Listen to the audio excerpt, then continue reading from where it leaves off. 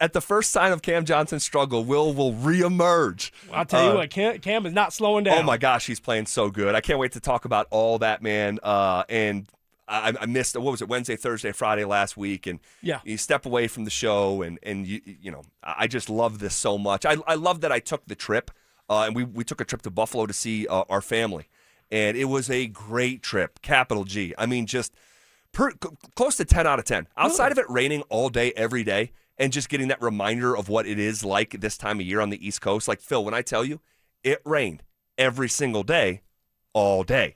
Like, to the point, like, my kids, it's so foreign to them. They're so confused, especially my 4-year-old, like, so confused. And then you come back, and it's, 65 degrees or whatever the hell it is today. When you came back, too, it was 71 or it was like 75. Felt like it was 80 on Saturday. So yeah, it's gonna be like high 80s here in 2 days. High 80s. Hey, that's Colorado for us now, I guess. I guess so. Crazy. I guess so. But it's great to be back. I had a chance to smoke a cigar in a single car garage in Lackawanna, New York, with my 94-year-old grandfather. There you go. Having a beer. There you go. You didn't lace it, though. Having a beer. No. He's like, come on, Gramps. He's 94. But that was the highlight of the trip amongst many other highlights with my kids and family. Cool, dude, my brother surprised us, drove from Chicago. See. Dude, that dude almost brought me to tears. I see my brother. Are you kidding me? So it was a family reunion. It was of sort. So it was really great. I'm pumped to be back, and it was weird. Like, over the weekend, we have so much stuff to cover, but like seeing Sean Payton on a sideline coaching a form of football, and it's just so interesting. This whole new frontier of flag football, guys, it's here.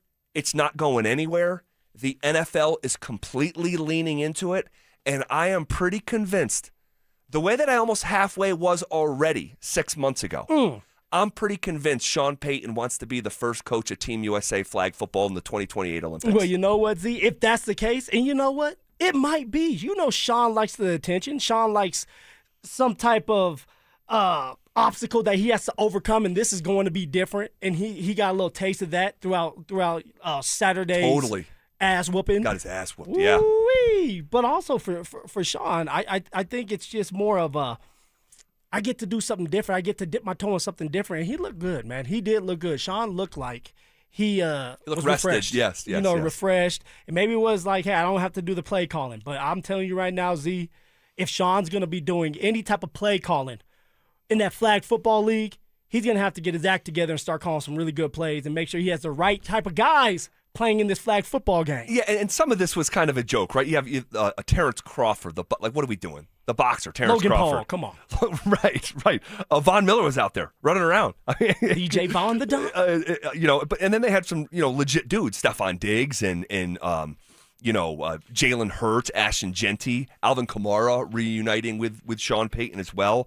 Patrick Peterson, former, All-Pro. But it was interesting. It was interesting because Sean Payton said, quote, "You can talk about the rules, read the rules, but once all that film came in, I think I watched 17 games. You get a better appreciation of the nuances and the art of grabbing a flag. It goes back to when you're a kid and two-hand touch. You're getting skinny. You're turning your hips. Anything to not get touched is essentially what you're trying to do with these flags. And then you start seeing multiple quarterbacks and who's the designated rusher and all this." Sean was invested in this. To watch 17 games of flag football during free agency, I thought was really interesting. And I heard Cecil and Dover talking about it a little bit on the way in. I don't know how involved Sean Payton was in the free agency period. I really don't know. And was he consulted? I'm sure he was. But in terms of, like, we have talked about Sean Payton, the control freak and this and that, he might be living in a setup where, and we've talked about this with Greg Penner. Greg Penner hires people to do their job, and then he lets them do their job. Going about free agency, that's George Payton's job. And so, I don't know. Ever since the season ended, I have sort of recalibrated what I believe in my own mind's eye to be the setup of the Broncos. Because for a couple years, we said, well, Sean Payton's really George's boss. Exactly, right? Like Sean Payton's, running this show. I don't know about that. Not to say George is Sean's boss, but I don't think it's the totem pole that I had in my head for the last couple years. I think that there's trust that's being built between Sean and George. And at some point, Sean's like, okay, let him do his part. Let him do his part. Maybe it's Greg Penner saying, hey, Sean, let him do his part. I'm paying George Payton to evaluate this talent and also be the general manager. And what does a general manager do? He's going to deal with the trades and he's going to deal with the draft. But that doesn't mean that Sean just says, you know what, I'm not going to do anything. Maybe they're in meetings. And actually, I know they're in meetings. They're in meetings. Of course. All right, they're organizing everything. They have a game plan, a plan A, plan B, plan C, maybe even a plan D. I don't know what plan D would be, but maybe there's a plan D.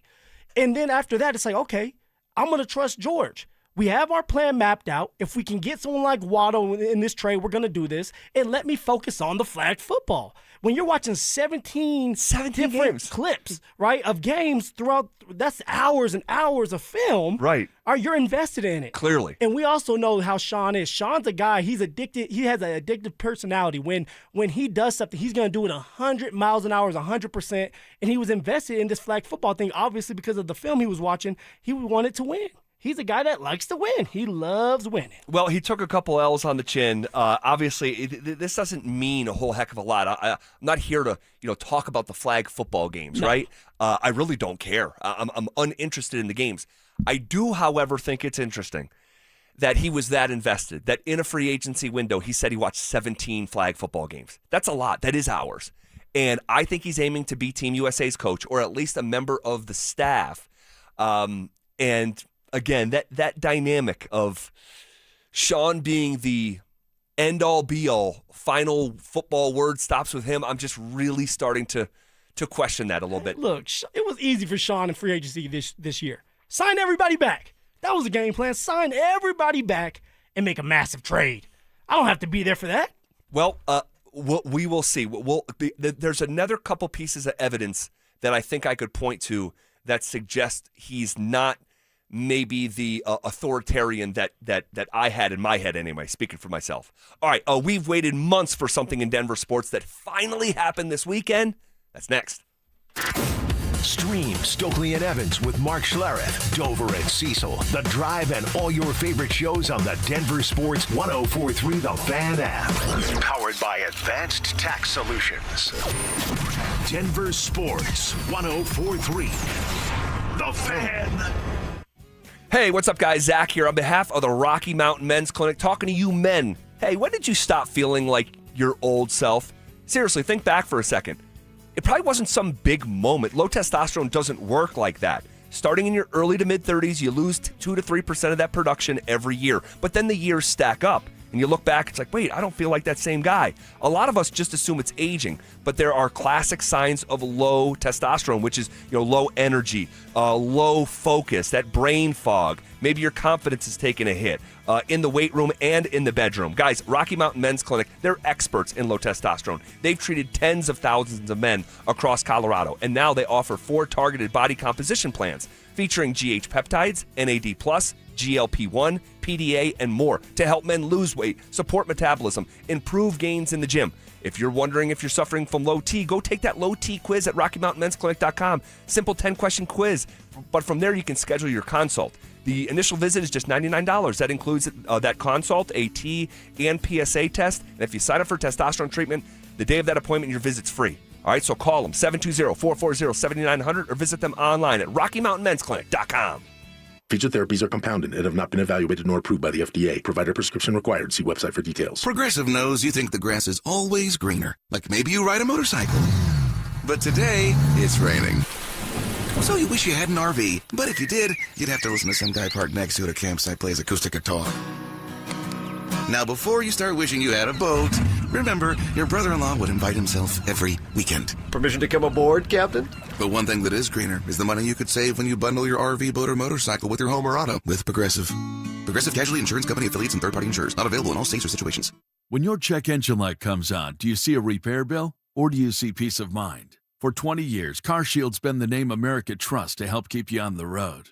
While other companies stop covering you when your car gets older, CarShield offers protection plans up to 200,000 miles. With over $1 billion in claims paid, we don't just promise protection, we deliver it. Don't let a breakdown break your budget. Get the flexible month-to-month coverage you deserve.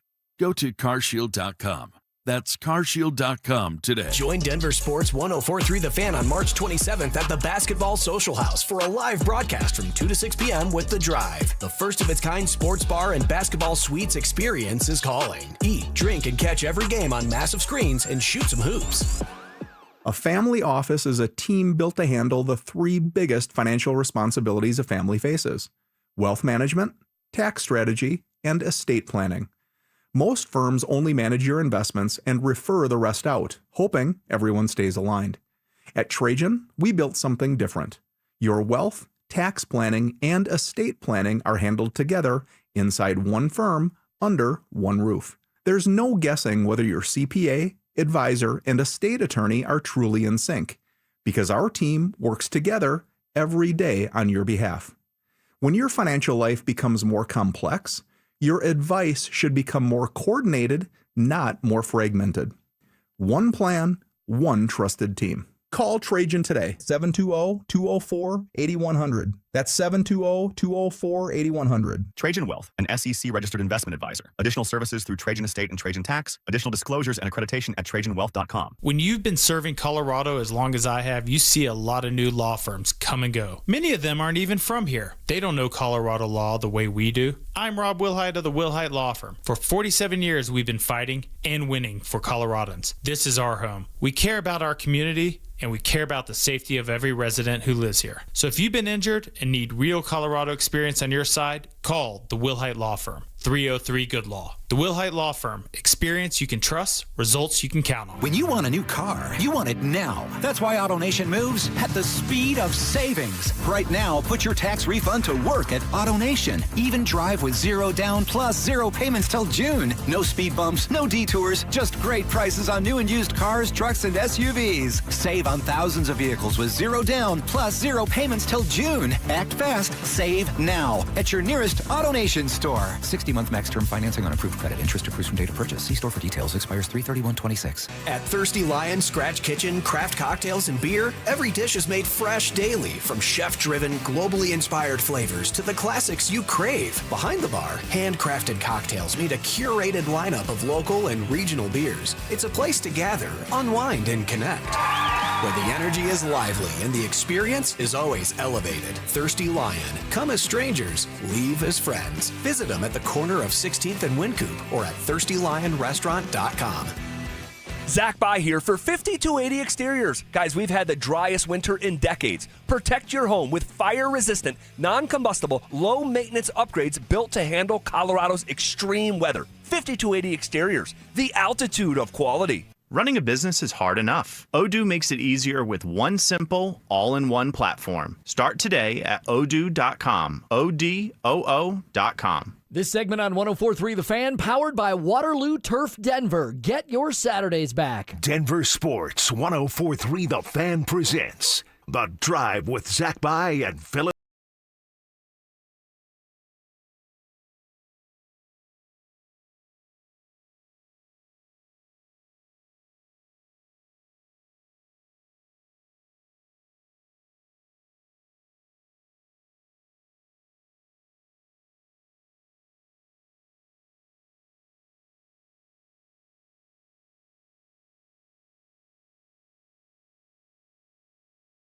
It's been a long time coming. It certainly has, Mr. Phillip Lindsay, and it was a sight for sore eyes.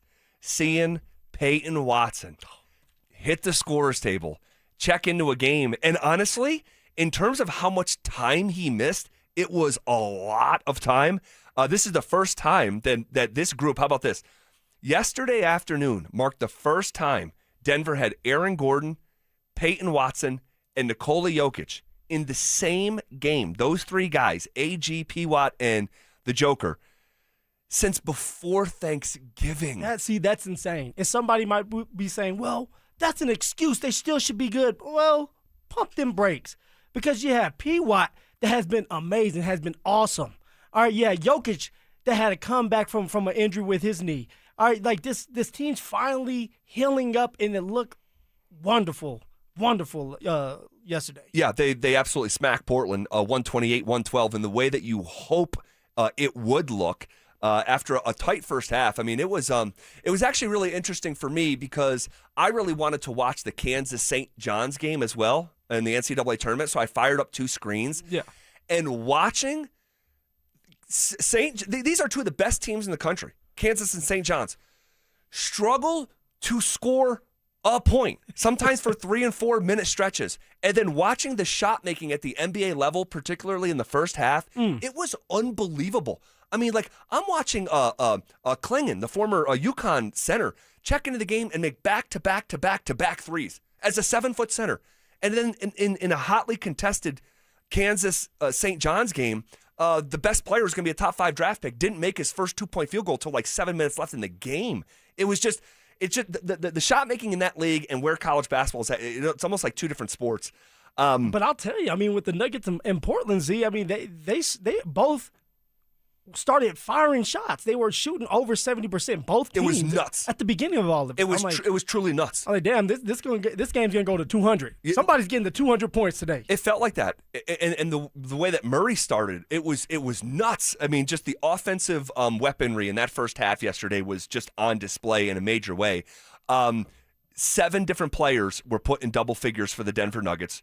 Jokic has a triple-double for the 85th time before the start of the 4th quarter. That was the 17th time yesterday. He has locked in a triple-double. Don't ever normalize it. It's not normal. It's not, okay? He's got a total of 28 triple-doubles this year. The next 2 NBA players have a combined total of 25 triple-doubles. It's just insane. Come on. But it was just awesome to see P-Watt back in the fold. And all things considered, Phil, with all that time off, man, I would not have been able to tell really had I not had that knowledge. No, of course there was a little rust, sure, as there's going to be when you miss so much basketball. But once he hit that scorer's table, the energy in that building was just on another level. And P-Watt brought that. He brought the juice. I mean, from scoring to the rebounds. He had 6 rebounds. He was in 20 minutes for the game, had 14 points, 6 rebounds, or was getting up and down defensively. Of course, we know how he is defensively. And I'm pretty sure David Alderman said, hey, look, I don't care about the points, but I need you to play some good defense for us. AG, we need you to score points, but also I need you to have some good defense because we have to start honing in on this defense before the postseason starts. And P-Watt did that, man. For the 20 minutes, he was electrifying. He was, and the 3-point shot will come back, right? And I know he made one. He was 1 for 5. That is, it's going to take some time. Knock that rust off. You may see a game where he's 1 for 8 from the field. You know, that could be coming tomorrow night. But you take 14 points in 20 minutes with those 6 rebounds, 3 assists, and you know what you get with P-Watt? In a way that I don't know if and this is someone who was as high on Peyton Watson as really anyone, I think, in our market, and saying, he's going to be a $100 million player. You caught your shot early. 2 years ago. Everybody laughed at you, Z. They said you were crazy. and maybe it was biting off a little bit more than I could chew at the time, but there's so many things I see with P-Watt, and there's so many things that he represents in the modern NBA. And one of them, and this is the thing that I just would not have anticipated being at this high of a level, even at the start of this season. Yes, when he comes back, you get that athleticism. Yes, you get the defense. Yes, you get the shot making, particularly from the corners, playing off Jamal and Jokic. But man, I just could not have envisioned the shot creation. Creating for himself and others, which we saw at the highest level we've ever seen before he got hurt, and that's really been missing. So to have, Jamal Murray can create a shot. Jokic can obviously create a shot.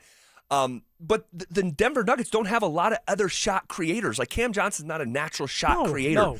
So watching P-Watt back in the fold in game number 1, making plays for himself and others. He had the sequence with Nikola Jokic where he's sucking up 2 defenders and diming Jokic for that was beautiful. It was just like, okay, this is just another element to the basketball team that's been severely missing. So with that being said, though, Z, I'm already asking you. I ask you this all the time when Peyton Watson goes crazy, and I'm going to ask you again because he's back in the mix, and I understand that there's going to be a couple more games where he is coming off the bench because you gradually want to get him going just like AG. But should this man be starting in the postseason? Game 1 versus, let's just say, Houston, because I think we're going to end up playing Houston in the first round. If it looks 85% to what it looked like before he got hurt, yes.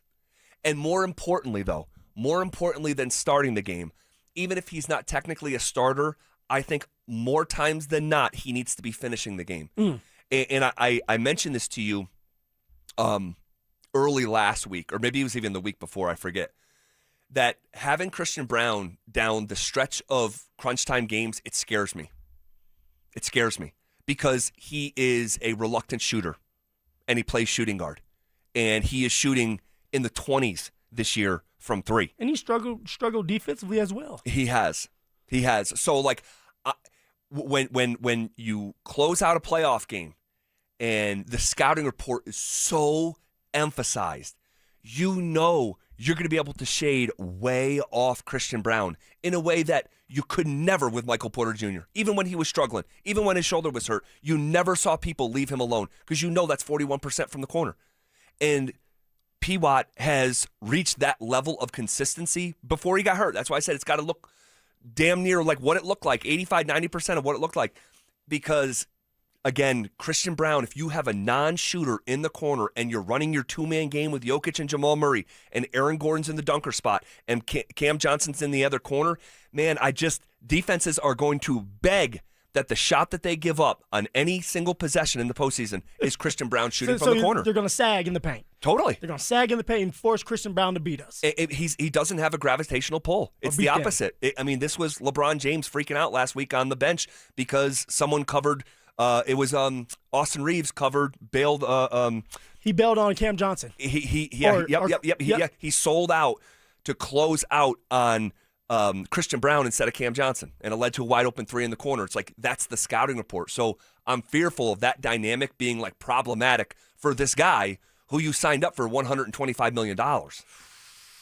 That's the thing right there, $120 million, and he's going to be coming off the bench.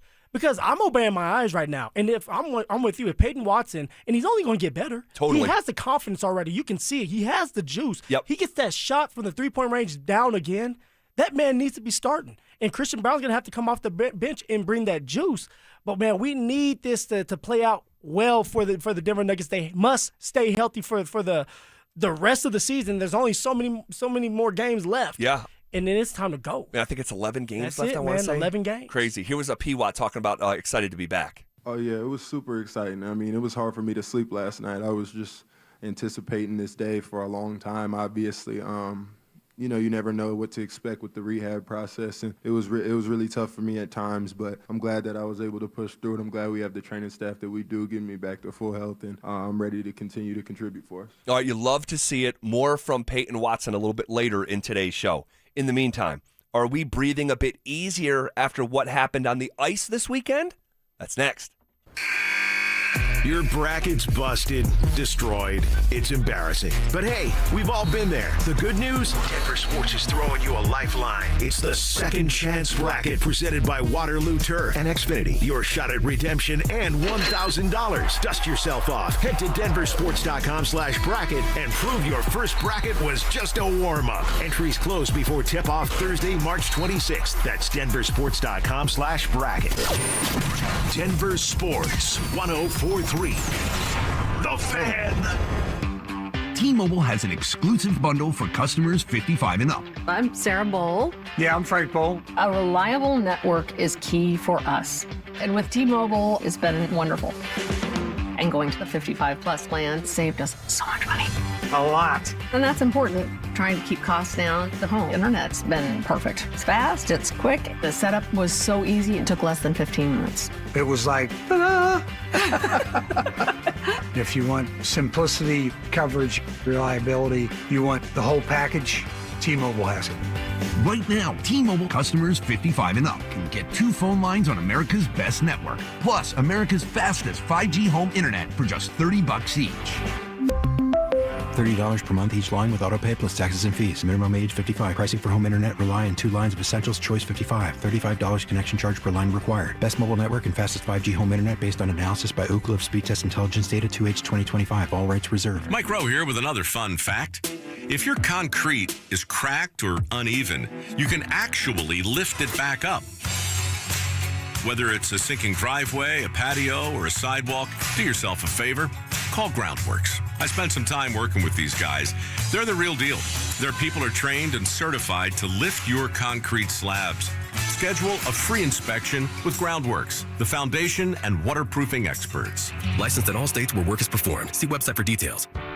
Still haven't filed your taxes? Hey, you're not the only one. A lot of good people fall behind. But here's the thing. The longer you wait, the harder the IRS can hit back. Penalties stack up. Interest piles on. The letters get more aggressive. None of it magically disappears. It's why I always tell folks, call my friends at Advanced Tax Solutions. These are not generalists. They don't dabble in tax problems. They live in this world. Resolving IRS issues is all they do. Maybe you're 1 year behind. Maybe you're 10. Maybe you've got unfiled returns, wage garnishments, bank levies, or you're just losing sleep wondering what the IRS is going to do next. Their licensed tax professionals can step in fast, talk to the IRS for you, stop the stress, and start putting a real plan in place. And listen, waiting never makes it better. Every day you delay is another day the IRS gets to tighten the screws. One quick call to Advanced Tax Solutions, that could be the start of a quick resolution. So take control of your tax situation before the IRS does. Reach out to Advanced Tax Solutions today and breathe again. You're listening to Sports Talk Radio at work. So is your competition.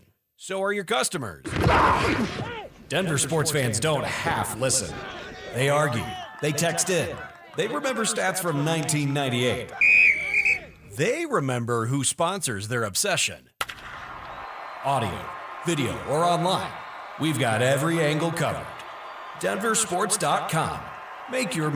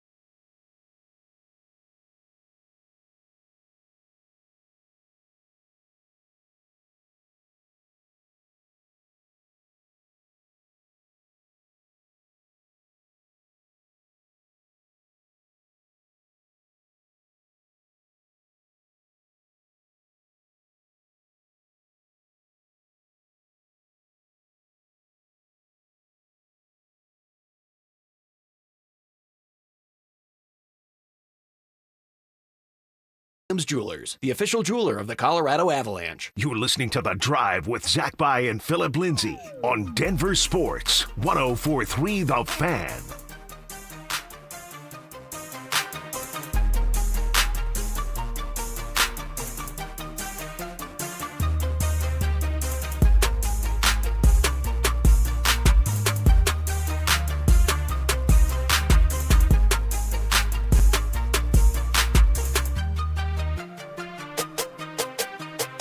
All right, are we breathing a little bit easier after what happened on the ice this weekend?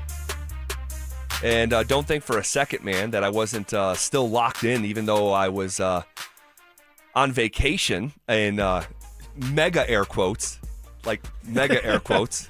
Look, we know you're always locked in, man. You're ready for anything. You're like Sean. Even when you have vacation time, you're still watching stuff. You're still diving deep. I know you love to read. You're always reading articles. Always. Well, it's just very much a lifestyle, this job.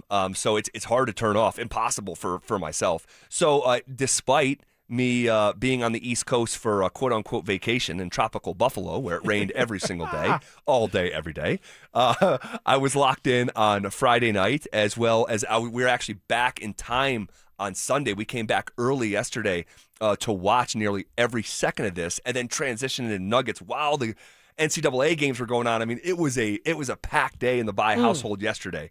But this time last week, or really late last week, I should say. No.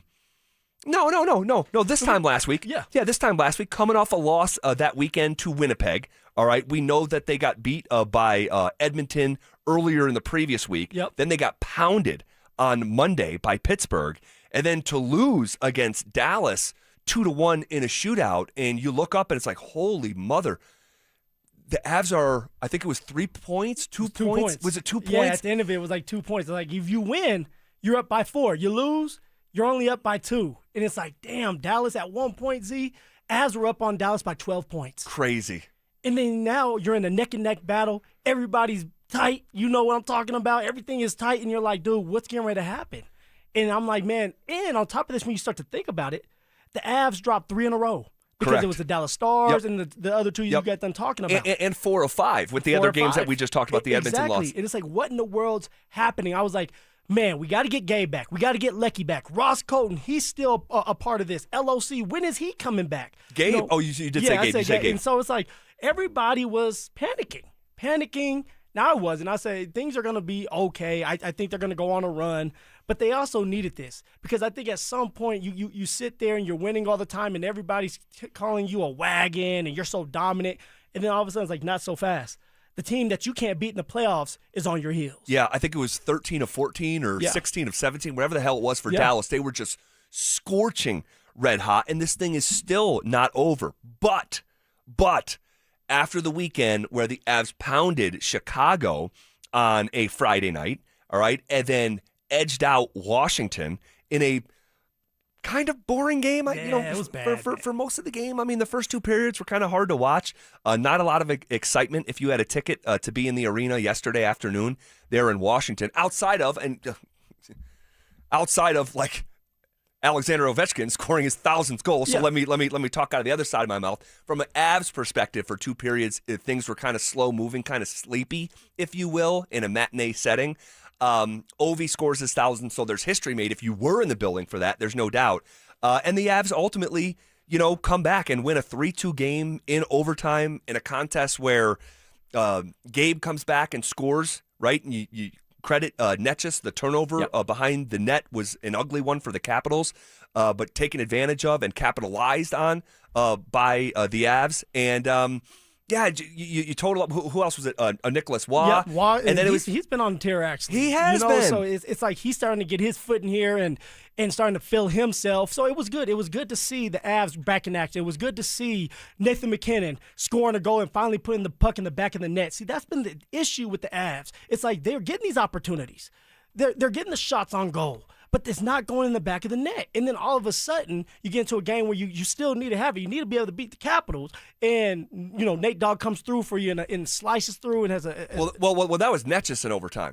That in overtime yesterday? Yeah, no, not. I might be talking about Are you talking about Friday? the Chicago one. Yeah. In Chicago, Nate had 3 assists, I'm pretty sure. But yesterday in overtime, that was... No, not in overtime. Just. I'm saying yesterday, we're talking about 2 games from over the weekend. Yesterday in overtime, it was the Marty party. In overtime. In overtime. Setting up, who the hell had the tap in late there? It was, goodness gracious. Landy had the first one. Nicholas Waugh, it was Brock Nelson. Who had the tap in goal. Netchus just manufactured the entire thing. All, Nelson had to do was, like I said, tap that in back door. I don't know how the puck crossed through 4 different players right across the crease. Yeah. And Netchus, goodness gracious, he has been as good as anyone in the entire NHL coming out of the Olympic break. Anyone. I mean, you couldn't ask for better what Netchus is doing. All right, right now he's doing his part. He's focused. He's locked in. And on top of that, you're starting to get healthier. You get Gabe back, and that was good to see Gabe back. Now, with that being said, I didn't know my man was going to have a surgery. He had a little surgery done. How about that? This was Landeskog after the game talking about that recent injury. Took a 96 mile an hour slap shot to the nuts, and that hurt. So, quick surgery to fix some things, and we're good to go. And so the surgery, I do not believe, has been made official what it actually was. I'm doing this injury segment on Monday mornings with Dr. Joe Ramos, and he, judged by the timeline and the possibilities of what the surgery could be, believed that there was a bit of a hematoma within his testicles that it ballooned with blood so much from the impact that they needed to be drained. His testicles literally needed to be drained from blood. which is just, it makes your knees weak. Yeah. And now he's speculating, but very fairly so, based on a career in the medical field that spans decades. And again, so it's like, again, it like makes you wince a little bit. But it was so good to have the captain back, and his impact is not to be misunderstood. When Landy is not in the lineup, the Avs are 9-9-3. When Landy is in the lineup, they are a dominant force of 37-4-7. Again, when Landy doesn't play, 9-9-3. When he does play, 37-4-7. And again, he didn't have to do a whole lot on that goal. It was really just an awful turnover from the Capitals goaltender that Marty Netchus picked off and spoon-fed to Gabe. But still, it's about getting the goal. It's about getting back in action, getting your feet wet again. And Gabe was able to do that after sitting out because his nuts were sore. And you had Kale that was trying to execute them or get them nuts out the way, and so he didn't have to have a vasectomy. So it's the whole thing is it's crazy. It is. It's crazy. But now moving forward, it's about getting everybody healthy. It's about getting everybody on the right page. All right, you have a lead on Dallas yet again. If you can find a way to keep it going, which I do believe they're starting to get their second wind. It looked like for a second that the Avs were fatigued. It looked like they were starting to peak before they needed to. But also, you got somebody like the captain back that gives you those muddy goals. That also his presence is felt when you need it the most. And so everybody is doing their part. It was a great win at home, and that's what you're looking for. Yeah, and real quick, one more note on Marty Netchus.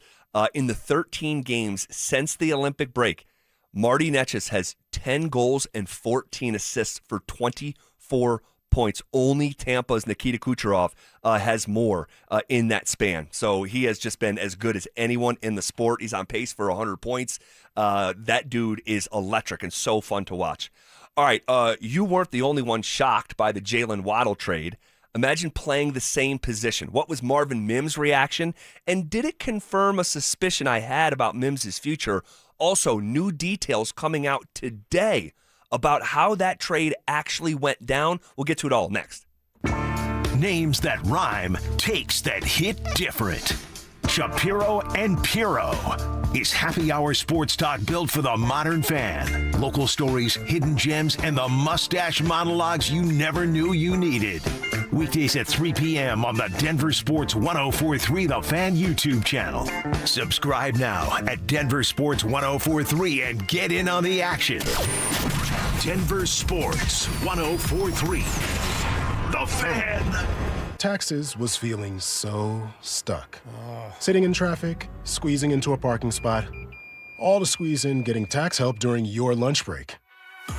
Now Taxes is a TurboTax expert who does your taxes for you, while you go about your day getting real-time notifications about their progress and the most money back guaranteed. Now this is Taxes. Intuit TurboTax. See guarantee details at turbotax.com/guarantees. Only available with TurboTax experts. Real-time updates only in iOS mobile app. On top of home and auto, Progressive protects your boat, RV, and motorcycle so you can explore the unknown. Actually, we just take the RV to the same campground every year. Well, maybe you can catch your own dinner on your boat. Oh, we can actually get pizza delivered there from this brick oven place we love. Will you at least try a new topping? Honestly, probably not. We kind of have a go-to order. Fine. Just bundle home or auto insurance with your outdoor vehicles with Progressive and stay protected when you go, I guess, where you've gone before. Progressive Casualty Insurance Company and affiliates. Not available in all states or situations. When disaster hits your home, it's game time. Water in the basement, fire damage, mold creeping in. Don't sit on the sidelines. Bring Able to the table. Able Restoration is your first-round draft pick for emergency response, mitigation, and full rebuild. They move fast, protect your property, and fight for you with insurance. This isn't practice. This is your home. So when it's time to step up and protect what matters most, bring Able to the table. Call 303-590-5600. Go Able! Hello, Colorado. This is David Szymanski with U.S. Mortgage's home of Lowest Rate for Life. Dave, what's Lowest Rate for Life? It's our trademark program that allows you to take advantage of savings today and removes the fear of missing out on lower rates in the future. Lock in your savings now while it's there, and if the market does improve, we can help you save even more without any lender or appraisal fees. If the market doesn't improve, your timing was great and you locked in your savings now. It's as no risk as you can get. At U.S. Mortgages, we're celebrating 30 years and now offering 30-year fixed rates as low as 5.25%. Wait, did you say 5.25%? Yes, I did. 5.25% with an APR of 5.78. And we have no upfront fees, so you have no risk. Our number says it all, 303 low rate. That's 303 low rate, or online at usmloan.com. All loans subject to approval and change. See website for complete details. Equal housing lender. License 392126. Jacob's Law and 303 Law 4040. I want to tell you about one of the cases I'm most proud of. And it's not because the number is eye-popping, although it is. It's because the clients trusted us to get them justice, and we delivered for them. Our clients were a wonderful couple, weren't looking to get rich. In fact, they kept saying, Dan, we're not looking to set any records here. But they were seriously injured, and despite promising to take care of them, when it came time to do the right thing, the insurance companies played hardball. We set it for trial and wound up getting $8.5 million. Plus, my lovely wife, Kimberly, was able to get all of their medical bills wiped out, putting hundreds of thousands of extra dollars in the clients' pockets. We were proud to help because our clients were good-hearted people who deserved justice. We hope you never need us, but if you do, we are here to help at 303 Law 4040, where you always get to meet directly with me and my lovely wife, Kimberly. Save that number in your phone. You never know when you're going to need it. That's 303 Law 4040. Spring weather is unpredictable. You never know which way you'll be adjusting your thermostat unless you have the right windows. And that's why with windownation.com, you can count on your home being comfortable regardless of the weather. Their windows are customizable and energy efficient. Expert installers take just one day, and Window Nation products are backed by a lifetime warranty. There's no better time to upgrade with Window Nation. In March, the more you buy, the more you could save. Up to 50% off all window styles. Visit windownation.com for your free consultation today. High five! Up top! Dave's company just got the 5-year price lock guarantee from Comcast Business. Yeah! It's 5 years of gig speed internet, advanced security, and a great rate that won't change.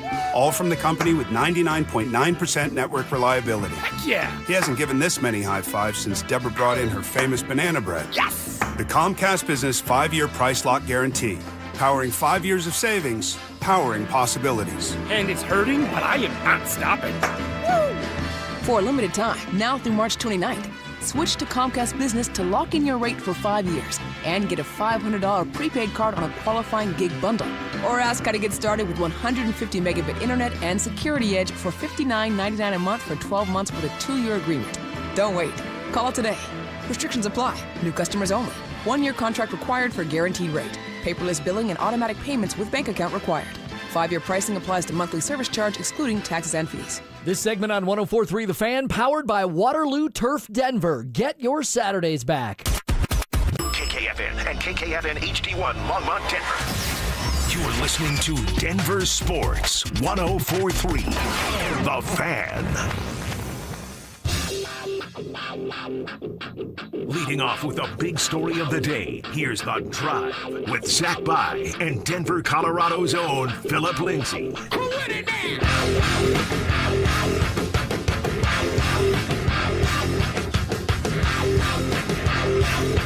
1 hour in the books.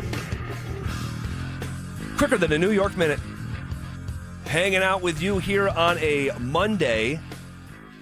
I want to get into a couple different conversations happening. All right. One is that we have new details about how this trade went down from Albert Breer of Sports Illustrated and his, I believe it's his Monday morning quarterback column. Yeah. That comes out on Monday morning. So we'll share those details with you. Also, the perspective of the Waddle trade from someone like Marvin Mims.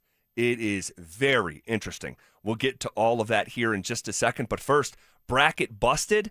No worries. Denver Sports is giving you another shot with our second chance bracket presented by Waterloo Turf and Xfinity. Head to denversports.com/bracket for your chance to win $1,000. That's denversports.com/bracket. Entry ends before the first game on Thursday, March 26th.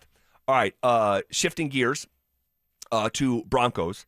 All right, if you were shocked about the Jaylen Waddle trade that kind of caught us all off guard, imagine playing the same position. And you lived this life. Yeah. of an NFL player and getting news that someone else is coming in that plays your same position. Man, I'm way too familiar to it, Z. And you're right. Like, it's shocking. For Marvin Mims, it was shocking because you're sitting there, and for myself, it's like I'm coming off of back-to-back 1,000-yard years. I'm speaking for myself right now. Yep. I'm thinking, okay, I got one more year left on my contract. Let's try to get something done. They like me here. I'm a hometown hero. That's what people are calling me. I want to stay here. And I get some news at 2 o'clock in the morning, 2:30 in the morning. My agent calls me, and there's only at 2:30 a.m. 2:30 a.m. because free agency was just getting ready to open up. Copy. And so I'm like, okay, this is 3 things. It's going to be some good news, some very bad news, or I'm getting traded. The very bad it ended up being the very bad news, where he's like, Phil, they're going to keep you, they want you, but they're not going to give you your money. They're going to give it to Melvin Gordon. Oh, Melly Mel. And I was so stunned. I was confused. My heart dropped. Of course. Heart dropped to my butt. Of course. Because I'm saying, what are we going to do now? And that's exactly what I told my agent, Mike McCartney, at the time. It was like, what do we do? Do we sit out? Do we make a bunch of noise? Do I just go about it the way I would go about it and just like block it all out and go and work my ass off and try to figure out a way to get back on top? Was asking for a trade ever on the table? Yeah, I asked Mike if we should ask for a trade, and Mike was like, "We can do that. This is all on you." It came down Z to my decision. What did I want to do? Did I want to sit out? Did I want to demand a trade, or did I want to keep going? And I decided I wanted to keep going. I didn't want to leave Colorado. I didn't want to leave the Denver Broncos, and I just came off of 2 back-to-back years where I'm going for 1,000 yards. And so it just rubbed me the wrong way. So I can't imagine, and I can, but I can't imagine right now with Marvin Mims what's going through his head in the sense of, do I want to stay here? Because I knew I wanted to stay here, or does he want out? So those are the 2 things that Marvin Mims probably thinking. I'm going to stay here and I'm going to battle and do my part, or I'm going to demand a trade. Well, Mims himself was on the altitude set before a Denver Nuggets game, and he was asked about the Waddle trade. Yeah, for sure. I think it really surprised me, just bringing in a guy like that. But, if you look at his career ever since high school to college to now, he's just an explosive playmaker. And I think offensively, we always need more playmakers. I think it'll be a really fun to watch, so we'll just see how it all comes out this season. We'll see how it all comes out. And, he says, right at the outset, I was really surprised. And, man, just getting into his head a little bit, the way that you just looked back at your own experience. Well, I guess I'll ask you instead of speculate. How do you believe Marvin Mims is internalizing all of this? Well, he feels betrayed right now because in his eyes, it's like, look, every time that I get involved, truly involved, I do some really good stuff. It's so true. For example, the Buffalo Bills game, playoff game, where he was 8 for 8 with his receptions. All right, 8 attempts, 8 receptions, 93 yards, and the game-winning touchdown. All right, the year before that, he had a 7-game span where he was going crazy. And then all of a sudden, he's not used the next year until the playoffs. And so now he looks up and he's like, what is going on? I thought this was going to be the year where you have a new play caller in Davis Webb. They're going to get me more involved because all I do when I'm on film is show that I can open the game up, stretch the football field, and I catch the ball, right? Make plays for you, and you reward me by trading for Jaylen Waddle, who's going to be on the field, and I don't know where I'm going to be in the pecking order. I don't know where it's going to be, meant for me. Right. You got Pat Bryant that's still on this rookie deal. All right, you got Jaylen Waddle, who he's a 1A or 1A, 1B, who knows, and you got me, who's a specialist, a return specialist. And maybe that's what the Denver Broncos view Marvin Mims as more, is just, hey, you're a return guy, gadget guy that can do some reverses, but also you'll have opportunities to open the field up because all eyes are going to be on Courtland Sutton and Jaylen Waddle. Well, here was a little bit more from Mims, and I give credit for Vic asking the question because, it's uncomfortable. Right, Yeah. like I was shocked that Vic even asked the question. Well, I loved it from my perspective and doing this job, but that's the hard question. It's easier to just sort of play patty cake. You have a Bronco on set; he's only there for a couple minutes. But to say, hey, well, how do you fit in? He kind of plays your position and has your skill set, and this is what Mims said. Yeah, a little bit. It's just interesting to see how I'll fit in the offense. But at the end of the day, just for me, past 2 years, I mean, the thing I've taken pride in is being able to play running back, be a returner, be a receiver. So any way I can affect the game, I'm happy to go out there and do it. Okay, so he gave the politically correct answer, and maybe that is just the reality of the situation. Like, thank goodness I've carved a niche here in Denver. With I'm a return specialist. I'm an all-pro, really, right, at doing that. So my value's still there. But, like, this is a young player going into the final year of his contract. Yeah. And, like, you're thinking there's one thing on his mind here this offseason. It's an extension. That's it. It's it. It's like, man, I put in a lot of work, and if you're Marvin Mims, it's not just the receiving side. It's the punt and kick returns. Or you have a punt return touchdown. You have multiple kick return touchdowns. You're a weapon. You are playing running back for them. You are doing the gadget work, but also you're trying to show the Coach Sean Payton, that, hey, I can do more. Give me more. I can stretch this damn football field. And yet you look up and Jaylen Waddle's in town, and you don't know what to expect because right. My guessing is Marvin Mims is not going to get that extension that he wants, at least. Maybe it is, but maybe it's not as much money as he wants. For Marvin Mims, maybe in his head it's like, man, I need to branch out now so that I can get the opportunity to show that I can be more than a special team punt and kick returner in this league. That if I get with somebody else, let's just say Buffalo, because I've heard, his name being swirled around that Buffalo could use him. And you have someone like Josh Allen throwing him the ball. What does that look like? So I'm really interested to see where this goes with Marvin Mims, what he's talking about with his agent. Right. How mad. He has to be upset. I'm sure. He has to be upset because I was upset when Melly Mel was in town. Not because of Melly Mel, but because of what the Denver Broncos, in my eyes, did to me. So you guys sit there, use me up for 2 years, and think somebody is better than me. And that's exactly how Marvin Mims, my guessing, is feeling as well. Well, it's funny because, it's not funny, but like we talk about, Troy Franklin and where he stacks up from, the totem pole standpoint. Yeah. And they moved up 17, 19 picks in the fourth round to go get him. Sean woke up early in the morning to call George and tell him to get him. Yep. Pat Bryant is drafted in the third round in a way that a lot of people didn't see coming, but that's how the Broncos valued Pat Bryant. This is the 63rd overall pick in the draft. Second round draft pick. This is the 63rd pick. And they just have never found out or unlocked how to consistently use this young man on offense. And so, I don't know, man. I think that right now, is Troy Franklin a speed guy? He is. Is Jaylen Waddle a speed guy? He is.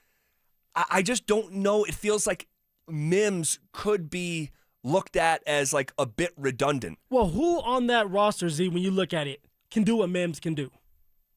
Waddle. Not just the speed, though. I'm talking about be versatile. Waddle can, but do you really want your man? Oh, you're talking about like returning kicks and all that? I'm just talking about in general. Waddle, he can do it. He can do some of the like pitches or reverses or whatever. But you're not lining him back up in the backfield like you would a Marvin Mims. Marvin Mims can run in between the tackles better than people think. All right, Marvin Mims, still can do the reverses. Do you really want Jaylen Waddle doing all that when Jaylen Waddle's going to be there to kind of open up the field for you with Court? But here's the thing, though. How many carries are we talking about here? I mean, maybe running back came out of his mouth first. No. It did. And I'm sure for his perspective, he's like trying to like remind people of his value. Yeah. Like, hey, like I'm not just a pass catcher. I'm so much more than that. But we're talking about 12 carries last year. 12. That's not a reason enough to give someone extension. And like, if you were looking at this in like a idealistic world, right, where like contracts didn't matter, and it's like, is the football team worse off this year without Marvin Mims? Yes. Like if you moved him for like a draft pick, like the football team just got dinged. It's not better without Marvin Mims. For sure. But Uh-oh. We don't live, the NFL is the furthest thing from an idealistic place, and it can be very cruel and harsh and like bottom line. And you are 3 years into a 4-year contract, and if in your heart of hearts you know you're not extending him, if they know that, and I don't know that they know that, but that could be, it's reasonable that could be the forecast. And so if you're not going to extend him, then you have two decisions to make. Do you go into the season with him because you're a better football team with him? Yep. And let him walk away, and he's going to be an unrestricted free agent for someone next offseason. And people do that. Teams will do that. And you could also always tag him if he goes crazy and you wanted to keep him, and maybe you could figure something out. Or you say, we've invested heavily into the position. We know we're not going to extend him. We're not going to give him a big money deal because he returns kicks. We're not going to give him a big money deal because he had 12 carries last year, but he's also dynamic. It doesn't move the needle enough. Do you trade him? And what's unfortunate is Mims, and again, this is the pragmatic nature of the NFL. There's not a lot of emotion involved in it. Like, you're probably going to get, if you wanted to trade Marvin Mims, what are you getting? A 4th-round pick? Maybe a 4th, 5th. I can see you definitely getting a 5th, if you want. Because it's a 7th? All-Pro. Yeah, because that's still like special teams matter. All right, you have to have a special team demon. Everybody has that person, and you can have someone like Marvin Mims who can flip that game, change the game, the temperature of that game, and in a flash. Like you have to take that in consideration. But also when it comes to the Denver Broncos, I could see that being the case of like, let's get a draft pick for him if the Denver Broncos weren't good. But the Denver Broncos seem to be all in. They traded for Jaylen Waddle not to get rid of the pieces that they already have. They traded for Jaylen Waddle to add depth because we all remember, even in that Buffalo game, everybody went down. We were having to rely on Bandy and was it Lil Jordan? Yeah. By the way, he got his jersey snatched off him. Waddle has 17. Lil J has 5. Wow. Give me that. Like no money or anything is going to Waddle. Yeah, as it should. Yeah, for sure. So when you think of that, and you think of the Denver Broncos being all in, you're telling someone like Mims, hey man, you're gonna have to suck it up. Go out there, do your part, have some electrifying plays, and get paid after this year. It sucks for Marvin Mims, but this is where the contracts start talking. It's like you're still under contract. If we don't get something done with you or we don't want to trade you, then you're just sitting there. Yeah. And I don't believe Marvin Mims has enough juice to say, I'm just going to sit out. No. And I don't think he would do that anyway. His personality seems like he's just going to go with it, roll with the punches, and figure things out after the year is done. Sure. So I only see one thing from Marvin Mims, him playing out this contract. I don't see the Denver Broncos getting rid of him because he's a great depth piece, and he's a great special teams player that can change the game for you. But also, when put in the right situations, as we've seen multiple times, yes, Marvin Mims can make some big-time plays for you. Yes. And speed kills. Never enough speed. It needs to be on that field. You need as much speed as possible. But they've struggled mightily with. They have. Continue to use the term unlocking. They've struggled mightily with it. I'm putting you on the spot, so don't think too much into it. You know how many touchdown catches Marvin Mims had last year? I'm going to say 2. 6. Did he have 6? 6 last year. I'm trying to think back. And it was in that 7-game stretch where he was going bonkers. Okay. You know how many he had this year? How many touchdown catches did Marvin Mims have this year? Again, I'm putting you on the spot. No, and that's counting the playoffs, right? No, it just in 15. That's a good question. So, yeah. In 15 regular season games. 0. 1. Close. 1. And that is nuts to me. That is nuts to me. This has been a puzzle that they haven't been able to solve, a riddle that they haven't been able to solve. And so do you think that Mims is going to be traded? I wouldn't be dying on that hill saying it's going to happen, but at the same time, if it came across our timeline that the Broncos traded Marvin Mims for a 4th-round pick, it would not shock me at all. At all. But would they be making the wrong decision by doing that this year? In your eyes, is it the right move to get a draft pick? Because I know you love your draft picks. Yeah. Those are your babies. No, I think that I would swallow that pill and move forward with him for what he presents, because you're clearly in a Super Bowl window. Yeah. Right? And if you're looking at this like a Super Bowl or bust window. That's how I'm looking at it. And he's your all-pro kick returner. And he swung the Raiders game that you might have lost last year outside of his punt return to the house, first time in his career. It was a brutal watch. Makes the game-winning touchdown catch. Right. Pretty much in the Buffalo Bills game, playoff game. No. I wouldn't do the deal, but I would understand why the Broncos would be considering it if they actually are. So we'll see. In terms of Waddle himself, we heard Sean Payton speak about Jaylen Waddle for the first time since the trade happened last week, over the weekend at that flag football event. This is Sean Payton talking to Kay Adams. There's a grit to him. Guys like Teddy Bridgewater, Nick Saban. I mean, a ton of people talk about his high competes. The minute it happened, though, there was this immediate thought he would be perfect for this game. I knew you were going to say that. Having had a chance to meet our international team, I've seen 18 of their games. You watched 18 games. Is this what you were doing instead of signing people during the first couple of days of free agency? Yeah, free agency was tough. Interesting comment at the end. Well, one, you can talk about Waddle and Yeah. the compete level and the grit and all that. Or Sean giggling. That's the first time Sean giggled in forever. It's Kay, man. She got a feather, behind his ear to tickle, tickle, tickle. He's like, but to hear him say free agency was tough. Yeah. That's interesting. That's really interesting.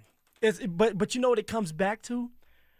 Everybody in Broncos country, and my guessing is people in that building, they thought it was just going to be so easy to land some of these guys. They thought some of these guys were going to take discounts to come here and play with the Denver Broncos. Why? Because the Denver Broncos won 14 games. They have a young quarterback that's up and coming. All right, and you can talk yourself into saying that if Bo Nix plays in that playoff game against the Patriots, you go to the Super Bowl. Yeah. Why wouldn't you want to be a part of this? Even Garrett Bowles was talking about it at the end of the year. Why wouldn't somebody not want to be a part of what's going on here? It's special. You're an ascending operation that does everything first class. But at the Why end, is it tough then?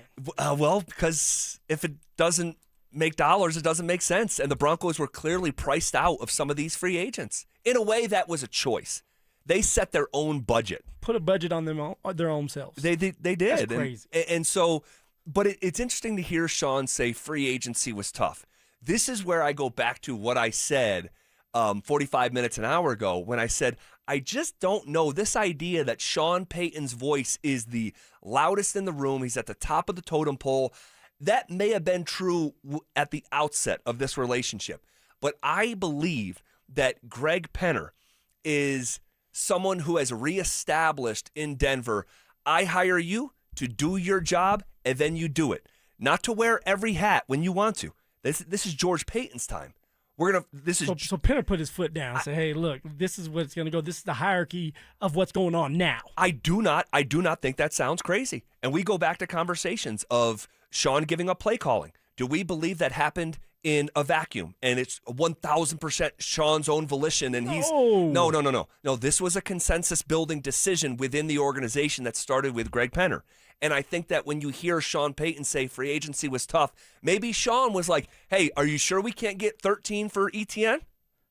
Are you sure? And it's like, Sean, we'll call you back and let you know what you need. Like, maybe not quite like that, obviously. Sean, sit down. But kind of like stay in your lane here a little bit. And when he says free agency was tough, like I think that there's something to that speaks to a larger dynamic within the organization. You know what, Zia? You might be onto something. Like truly, when you think about it like that, and we've been going back and forth with all this Sean talk, maybe Sean's sitting there saying, damn, like you guys have stripped me from any type of command right now, and I want this guy, but I can't get him because you guys are not willing to give him $2 or $3 million more, but I need him in the backfield.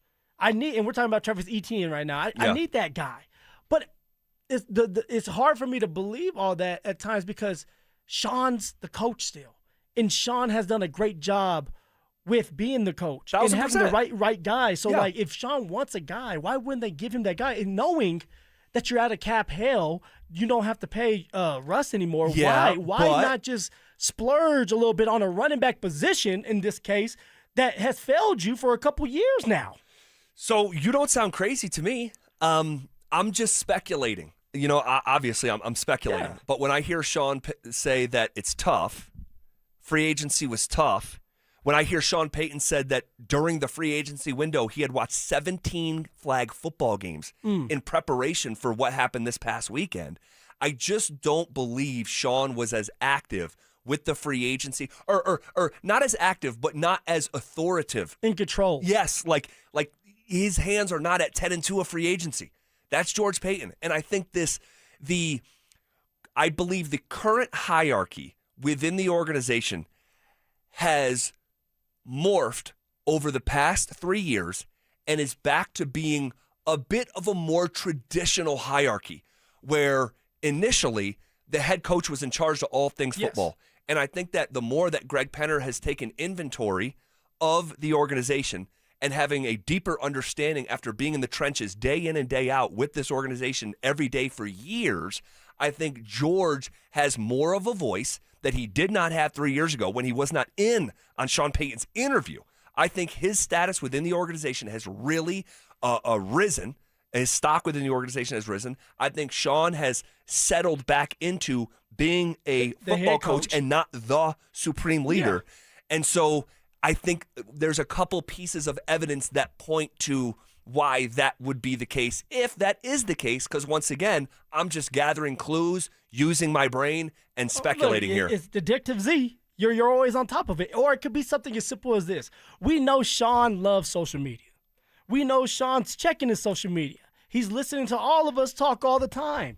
And then you go through a whole process during free agency where you don't do anything but sign your guys back. Everybody's going after Sean. They're tweeting at Sean saying, what are you doing? They're atting at Sean. And Sean's sitting there. He can't say anything he wants to say. He wants to bark back. And maybe that's why he's saying it was tough. It was tough taking those shots, knowing that I can't say anything back about what's going on. He had to go. He went private on Twitter. He did go private. So interesting. You know, Sean loves that social media. He does. It was tough when everybody was at his throat a little bit. And he's like, dude, and maybe I don't have the power. I don't have the juice to make some of these decisions that I want to make and maybe splurge and go and get that Travis Etienne for $13 million because it's not me who's doing this. It's right. George and it's Greg Penner. Right. Very interesting. Very, very, very interesting. Okay, good conversation. If you want to react to it, you can hit us up on the RamosLaw.com text line, 303-713-1043. Okay, get ready. We'll get to some of those. Here's what I'll promise you. At the top of the hour, let's get into some of the details that we learned today from the Jaylen Waddle trade from Albert Breer. We'll get to that shortly. But also, speaking of get ready for a version of the Super Bowl 50 team that you've never seen before. Details next. Ditch the bland, flavorless sports talk and tune into Freshly Grated, where Will Peterson and Marcello Romano serve up piping hot takes and bold opinions with no filter and an extra side of sarcasm. Every weekday at 2 p.m. on the Denver Sports 104.3 The Fan YouTube channel. Like and subscribe today at Denver Sports 104.3 and come along for the ride. Denver Sports 104.3 The Fan.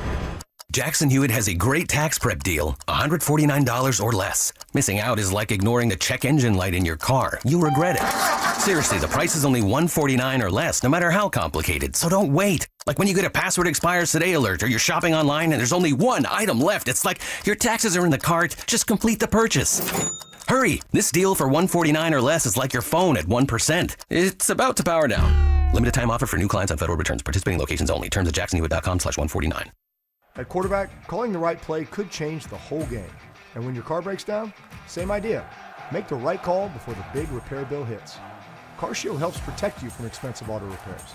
Plans include 24/7 roadside assistance, towing, and rental car options, all to keep your drive alive. Look, breakdowns happen, but choosing CarShield, that's the easiest call you'll make all day. Visit carshield.com now and join the team that's helped millions of drivers save. Coverage varies by plan. View contracts and exclusions at carshield.com. Ready to free your team from time-consuming office tasks? Amazon Business empowers leaders with smart business buying tools, leaving time to focus on strategy and growth. Free up your teams and focus on your future at amazonbusiness.com. Pump up the volume. Business moves fast. Orders roll in, deadlines close in. When you ship with USPS Ground Advantage, you can keep up with confidence. Every package stays in our secure network from dock to door. And with nationwide reach, dependable tracking, and upfront affordable pricing, you get built-in peace of mind. You run the business. We run the routes. Visit USPS.com/groundadvantage to learn more. Get 5 quarts of Valvoline Full Synthetic Motor Oil and a MicroGuard Select Oil Filter for just $36.99. Limit supply. O'Reilly Auto Parts. Colorado. Zach By here for 5280 Exteriors. Guys, we've had the driest winter in decades, over 50 years in some areas, and that means a higher wildfire risk. Now's the time to protect your home. 5280 Exteriors installs fire-resistant, non-combustible, low-maintenance upgrades built to handle Colorado's extreme weather. Choose James Hardy siding, Timber Tech decking, and Pella Impervia fiberglass windows. Plus, get 60 months no-interest financing. 5280 Exteriors, the altitude of quality. At Belco Credit Union, we want to make your dream renovation a reality. Maybe that means a modern kitchen upgrade or a luxurious new bathroom. With Belco's Home Equity Choice line, you can get easy access to funds with the freedom and convenience of a home equity line of credit, plus the security and stability of a home equity loan. Plus, Belco is also offering low rates for qualified borrowers. Learn more at belco.org/choiceline. Belco is an equal opportunity housing lender. Belco, banking for everyone. Men, we all know how important sex is in a relationship, both for you and your partner. But erectile dysfunction ruins sex, which can often have serious impacts on your relationship as well. This is Jeff for the Rocky Mountain Men's Clinic, and if ED is a problem in your life, you understand the impacts it has on you and the one you love. But I'm here to tell you that ED is a treatable condition, and almost without exception, you can have really good sex again. At the Rocky Mountain Men's Clinic, we're experts in treating ED. We've treated tens of thousands of men with protocols that are effective in well over 90% of cases, which means if you're like most guys, good sex will be the norm. You could even last up to an hour or more and bring a level of intimacy for you and your partner that might just astound you both. It's time to have really good sex again, so call us. Just $99 gets you blood work, a medical consult, and if medically advised, a test dose. And if that test dose doesn't work in the office, your visit is free. Call 720-440-7900 or go to RockyMountainMen'sClinic.com. We have 5 offices across the Front Range to serve you. Imagine all that could happen in 5 years. Jobs change, kids grow, new memes will come out. But what if you had reliable, intelligent Wi-Fi and a price that didn't change for 5 years? Thanks to Xfinity 5-year price guarantee, you don't have to worry about that part of your future. You're guaranteed 5 years of Wi-Fi that boosts speeds to your devices that need them the most. That finds and fixes any issue before you even notice them. It's like super intelligent Wi-Fi that keeps you protected from online threats. You get incredible gaming speeds on multiple devices and no battling for bandwidth. For the next 5 years, your devices will be working in perfect harmony, and you get our best equipment with no annual contracts, no fees, no strings. So even though your kids will grow up, your internet is going to stay sharp, reliable, and most importantly, the price will stay put. Plus, get online in minutes with the same-day Wi-Fi. All with Xfinity 5-year price guarantee. Lock in your price, unlock the possibilities. Xfinity, imagine that. Restrictions apply, select plans only. Jacob's Law and 303 Law 4040, the husband and wife law firm where you don't get passed around to a law clerk or some call center overseas. You always get to meet directly with me and my lovely wife, Kimberly. Go ahead, save that number in your phone. You never know when you're going to need it. It's 303 Law 4040. The right financial strategies can make a huge difference, especially if you're nearing retirement. Adam Mueller talks retirement strategies with Mile High Money. Saturday mornings at 8 on Denver Sports 104.3, The Fan. Hey, what's up? It's Zach here. And if you're looking for your new go-to spot in Centennial, the Basketball Social House is it. Award-winning food and drinks, an incredible weekend brunch, and a brand new sports bar entertainment space where you can catch every Colorado game. Even if you're not playing, it's a great hang. But if you are, their private basketball suites are unreal. Full court, lounge, music, TVs, the whole setup. And because you're hearing this from me, get half off your first private basketball suite rental. Just use code HALFOFFHOOPS. Trust me, you're going to love this place.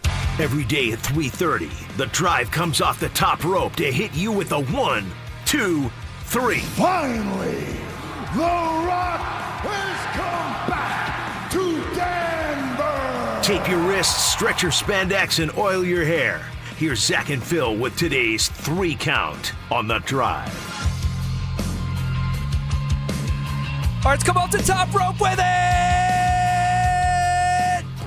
All righty. There you go, man. I missed that voice. Good to be back here. Thanks, you guys, for hanging out with us here on a Monday. I said going into the last break, get ready for a version of the Super Bowl 50 team you've never seen before. How about this news that came out earlier today?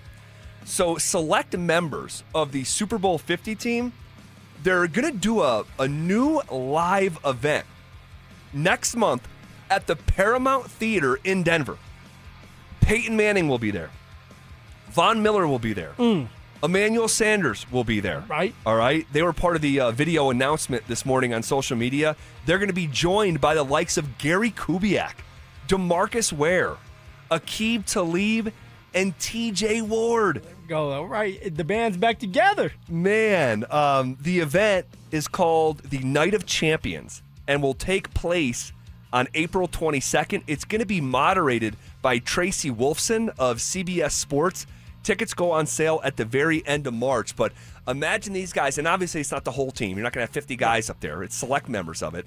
And I almost like feel bad for some guys that aren't a part of it too. It's like that were like big parts of it. Like who are you thinking of? Like Derek Wolfe, Yeah. like CJ Anderson, Malik Malik Jackson. Yeah. I mean, but maybe they asked him and they couldn't go on. maybe so. Maybe. But this Night of Champions up on stage and like telling stories and looking back at some of these specific plays. And I mean, this is going to be really special. I'll tell you what. Now, we had B. Marsh on for the football season, and he was telling us stories throughout the time about how the defense would get together. He actually got on a podcast and talked about how the defense would go out and party together. Yeah, it's true. And then the next day or so, I think it's 2 days later. Yeah, 2 days later, yeah. They go out there and dominate. So you have to be there because there's going to be a bunch of stories in that locker room. I would love to learn more about how Peyton Manning was as just a friend in the locker room. Right, not on the football field, right, not being the sheriff and always so serious. Why so serious? But like in the locker room, how did he interact with the team? Man, that is a good question. I've heard some guys from that team talk about how Peyton at that stage of his career being in quotes, so much older than a lot of the guys in the locker room. He was a little bit separate. You know what I mean? He certainly wasn't going out with the fellas on the Thursday night and ripping up the town, I can promise you. Oh, what are you talking about, man? He was the leader of it. He was definitely a leader, but I guess we'll wait for a night like this for him to put it in his own words or hear some of the other guys. But I remember hearing from some of his other teammates that he was just older. There was a seriousness about him that's not like. The only thing I can think of for me was Joe Flacco. Sure. Joe Flacco was old. But he would try to connect at some point where we're sitting in the locker room. He's sitting at his locker trying to get to know all of us. And it just was weird, man, because you could tell for him he was uncomfortable doing it. Right. And he was like, dude, like we have two totally different ways of thinking. Totally. I have 5 kids, and I'm at the end of my career, although he's still playing. I'm at the end of my career. I have a Super Bowl MVP. And you guys are babies. And I'm looking at you guys, and he would always just shake his head. He's like, look at what they're doing. Yeah. So, man, this is going to be a cool night, though. The Night of Champions, April 22nd. Tracy Wolfson from CBS Sports. Like I said, tickets go on sale at the end of the month. It's going to be at the Paramount Theater in Denver. Peyton Manning, Von Miller, Emmanuel Sanders, Aqib Talib, TJ Ward, DeMarcus Ware, and Gary Kubiak. That is going to be fun. Sign up. 1, 2.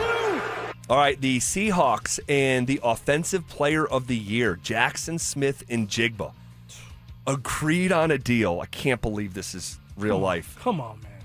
4 years, $168 million.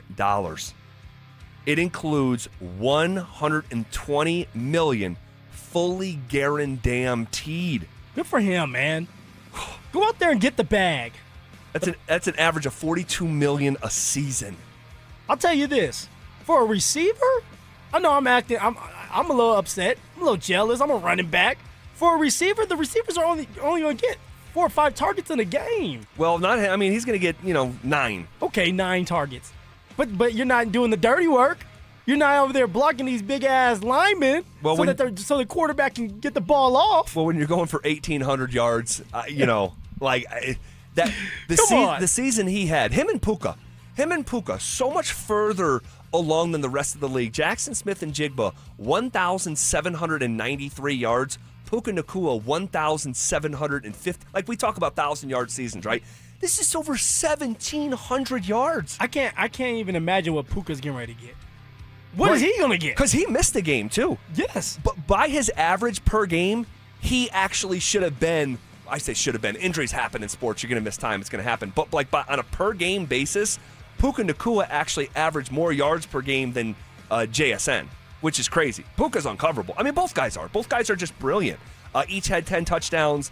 So, yeah, but that is like the $168 million for him, that's an NFL record for a wide receiver. The $42 million a season for a wide receiver, that's also an NFL record. Just absolutely insane. Next in the 3 count. Make your kid a receiver, Z. Man, oh man. Make your kid a receiver, man. Tell you what, you are not kidding. That position has gone crazy. Or a cornerback. March Madness. Man, what a tournament so far. Dante, if you want to get involved with this, feel free to jump in. But I mean, it's just been great. It's been like, now every game's not going to be perfect. Yeah. But seeing number 1 Florida get stunned by Iowa yesterday, watching Kentucky look like they were in firm control in the first half and then get blown out by Iowa State. The games, I think, the St. John's Kansas game, an absolute dogfight. It's been a fun watch. I watched a lot of it over the weekend. How much have you paid attention to the NCAA tournament? It's on in the background of my TV. It's on in here all the time. When we first started this, Siena, all right, was hanging with Duke. Crazy. And it was like, wow. And the crazy thing about that game was Siena just rode with 5 guys the whole game. Yep. 40 minutes. Yep. And so it was like, man, we're getting ready to have some upsets as time goes on. And sure enough, there's been some upsets. There's been some fun games. And this is the time where you get invested because there's some players out there, some dudes out there that are getting ready to get drafted that you might want to know their name. The Siena-Duke game was crazy. Siena was a 29-point underdog and nearly won the game outright. Now, I used to call a Siena game every year. There's 2 Division I teams in Albany. It's Albany, which I was the voice of, and then Siena. And we almost named my daughter Siena. We were between Siena and Mia when she was born. So that was fun. Nebraska, having never won a tournament game ever in the history of the program, now going to the Sweet 16 after beating Vanderbilt. So there's been a handful of blowouts. That always happens in the first couple rounds. But for me, it's been an entertaining tourney so far. Dante, what'd you make of it over the weekend? Oh, it was a great tournament. And Zach over here contradicting himself, saying it's been a great weekend of basketball after shoving the St. John's and Kansas game down, being like, oh, well, it's nothing compared to the Nuggets and Trailblazers. You didn't like that game? No, I loved it. You didn't like it. Well, hold on a second. I loved it. It's just a different brand of basketball. It felt like you were pretty critical of the game when you were comparing it to the Nuggets and Blazers. Dante, what was I doing? Was I comparing the game or was I comparing the offensive shot making? I had the under. I had a smile on my face for the entire time. Got a little nervous late. It did. It actually did. No, I'm at 136 and a half. Z was talking about the play from the NBA players to the college players. No, I know. Just the shot making, like to have both games on at the same time. It didn't look like the same sport. But I enjoyed the Patriots-Rams Super Bowl that everyone hated. Like I find ways to enjoy all these. So I didn't mean to come across as hating on it because that was a great game. That was like Charles Barkley said at halftime, he goes, if you're a fan of defense, man, this game's for you. Yeah, if you're a fan of offense, you might want to switch it to TBS, he said. No, I saw that too. No, it was a great weekend, and the matchups that we're getting next weekend are so good. I mean, Iowa, Nebraska, the rivalry there. Wow, we're going to get Coach Cal versus U of A. Yeah. Texas, Purdue. Yeah, Texas, Purdue. Rick Barnes at Tennessee taking on Iowa State. Like, there wasn't a bunch of late upsets. There's only, I think, 4 teams that are not supposed to be at this point. So a lot of good basketball teams left, and I think that's only going to make for better matchups as the tournament moves on. Oh, my gosh. Arizona, Arkansas, just injected into my veins. Illinois, Houston, injected into my veins. Man, and I'm going to be honest with you. Had I been on the air last week, no joke, I would have been telling our Denver audience, and this is just me going into business for a second for myself, because you brought up Siena. Yeah. I would have been telling our audience, no joke, that Jerry McNamara was getting ready to be the next coach at Syracuse because of a relationship that I have and that's associated with a hairdresser. A hairdresser? I'm not joking you. A hairdresser who does Jerry McNamara's wife's hair. Oh, I thought you were going to say his hair. No, Jerry McNamara's wife told her hairdresser, who happens to be the girlfriend of my hometown buddy, that after they were expecting to lose to Duke and they were going to be announced as the Syracuse coach. So if you could bet on something like that, I would have been hammering it and certainly doing a victory lap on the air because 2 days after the loss, Jerry McNamara accepts and there had been speculation that could be the case, but after that performance against Duke, it locked him in. Yeah, great source, man. You would have been able to come out here, call a shot, be right with it again. Once in a while, I say sometimes I can't explain where the information comes from, and in that case, it would have been from a hairdresser, upstate New York. Wow. But so we'll see what the next era of Syracuse basketball looks like under Jerry McNamara, about 25 years after winning the national title with him. All right, shifting gears here just a little bit. We are 4 days away from the start of a new era of Rockies baseball, and we now have a good idea who will be out there on Friday. We'll take a peek at it next. Stream Stokely and Evans with Mark Schlereth, Dover and Cecil, The Drive, and all your favorite shows on the Denver Sports 104.3 The Fan app.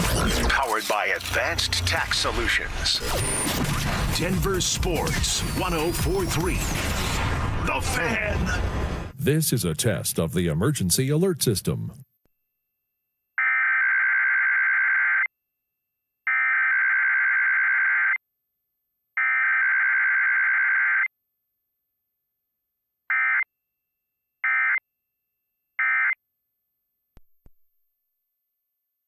This has been a test of the emergency alert system.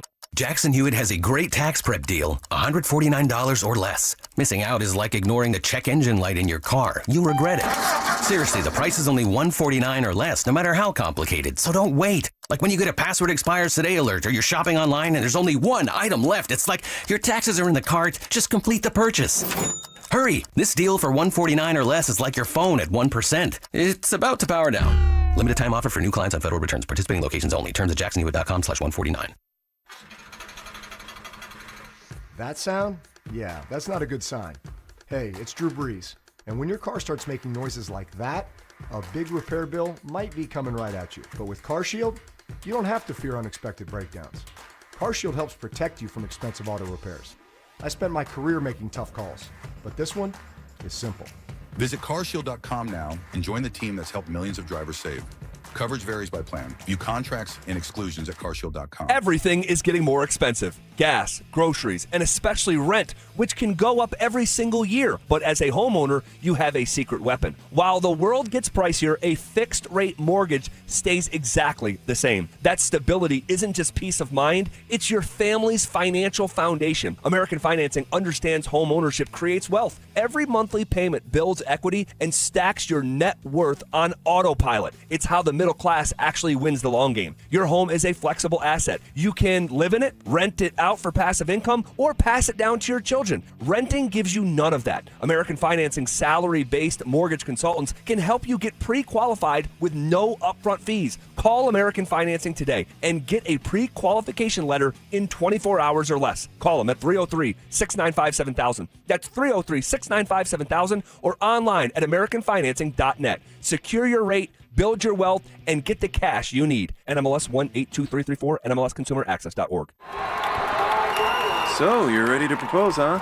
Yeah, man. She's definitely the one. What are we thinking about the ring? I got my wife's at Hellsberg. I couldn't recommend a better jeweler. I could use some help with that. Man, go to Hellsberg. I had no idea how many details you need to consider. Did you know you can get a natural or lab-grown diamond? I didn't. Figure out what she wants. Trust me, they'll make it happen. Start your story with Hellsberg. Shop in store or at hellsberg.com. Is your money doing everything it can for you? Like automatically pushing more of your money to savings every day? I don't think so. Then switch to Huntington Bank. And let's get more from money. Huntington Bank. Welcome. Eligibility requirements apply. Some features may require enrollment. Hey, it's Mike Evans. Let's talk about your hair. If you're losing it and desire it back, then do what I did and go see Dr. Tanya Pauls at Advanced Hair Restoration. Their simple one-day treatment offers life-changing results that I can personally attest to. Guys, it's not magic, but close to it. They put hair where you need it the most, and bam, it grows. It's actually science. Advanced Hair has it all. Top-rated Dr. Tanya Pauls, modern technology, and best of all, you get your very own natural hair that begins regrowing the very next day. Advanced Hair even guarantees it to grow for life. So schedule your free consultation today. Call 720-459-HAIR and you'll get $250 off and 250 free hair grafts. That's 720-459-HAIR. Advanced Hair is the winner of Westward's Best of Denver, and they've changed tens of thousands of lives, including mine. Become inspired with the before and afters at advancedhair.com. That's advancedhair.com. I'm Rob Wilhite, and for almost 50 years, my firm has stood beside families recovering from car accidents. We live here, we work here, and we fight for people here. Over the years, we've helped our clients win more than $1 billion, giving them the compensation they deserve. If you've been injured in an accident, you don't have to face it alone. Call 303-GOOD-LAW or visit WilhiteWins.com. That's 303-GOOD-LAW or WilhiteWins.com. We're here for Coloradans when it matters most. Want to partake in our contests? Check out the rules at DenverSports.com. It's The Drive with Zach By and Phillip Lindsay on Denver Sports 104.3 The Fan.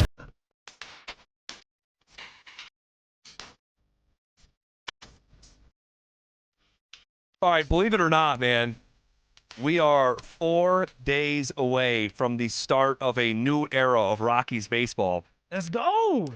And now we have a pretty good idea who's going to be out there on Friday. Baseball season. Friday. Let that sink in. Man, they don't have a break. These men are year-round. It sucks for them. I mean, close to it. So it's a super long season.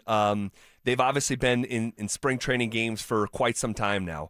But things get off the ground in 96 hours. It's nuts. Okay, so and then a week after that, all right, is opening day. All right, so right now there's still games to play at the spring training level right now. On Friday, first pitch will be at 5:10 against the Miami Marlins down in Miami. From there, after a 3-game series, the team will go way up north to Toronto for a 3-game sequence on Monday, Tuesday, Wednesday. They'll be off on Thursday. And then on Friday, the Philadelphia Phillies come into Denver for what is basically like a holiday around here, opening day, which no level of Rockies ineptitude will ever disrupt that holiday. It doesn't matter how bad. They're coming off their worst season of all time. Lodo is going to be going crazy 1 week from Friday. Your first experience with opening day with the Rockies. How did you feel, man? Like, we do something here in Colorado different than a lot of places. I know there's some other places that do it too. Of course. But here in Colorado, your first experience, how'd it go? It blew my mind, really. I had never been to an opening day game anywhere, so this is all that I know. But they, at the time, and I'm pretty sure this is still going to be the case, I mean, they're going to shut down half of Lodo.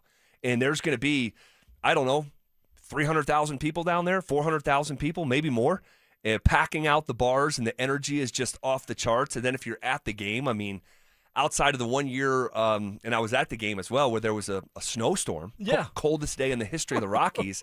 But if the weather's nice, I mean, the climate in terms of vibes within the stadium, it's one of one. I mean, it's one of one. And so obviously looking forward to that next Friday. But in terms of this Friday, we know after last week, and I almost can't believe this is true, Kyle Freeland will once again be the opening day starter for the Rocks. Man, that's an Iron Man for you.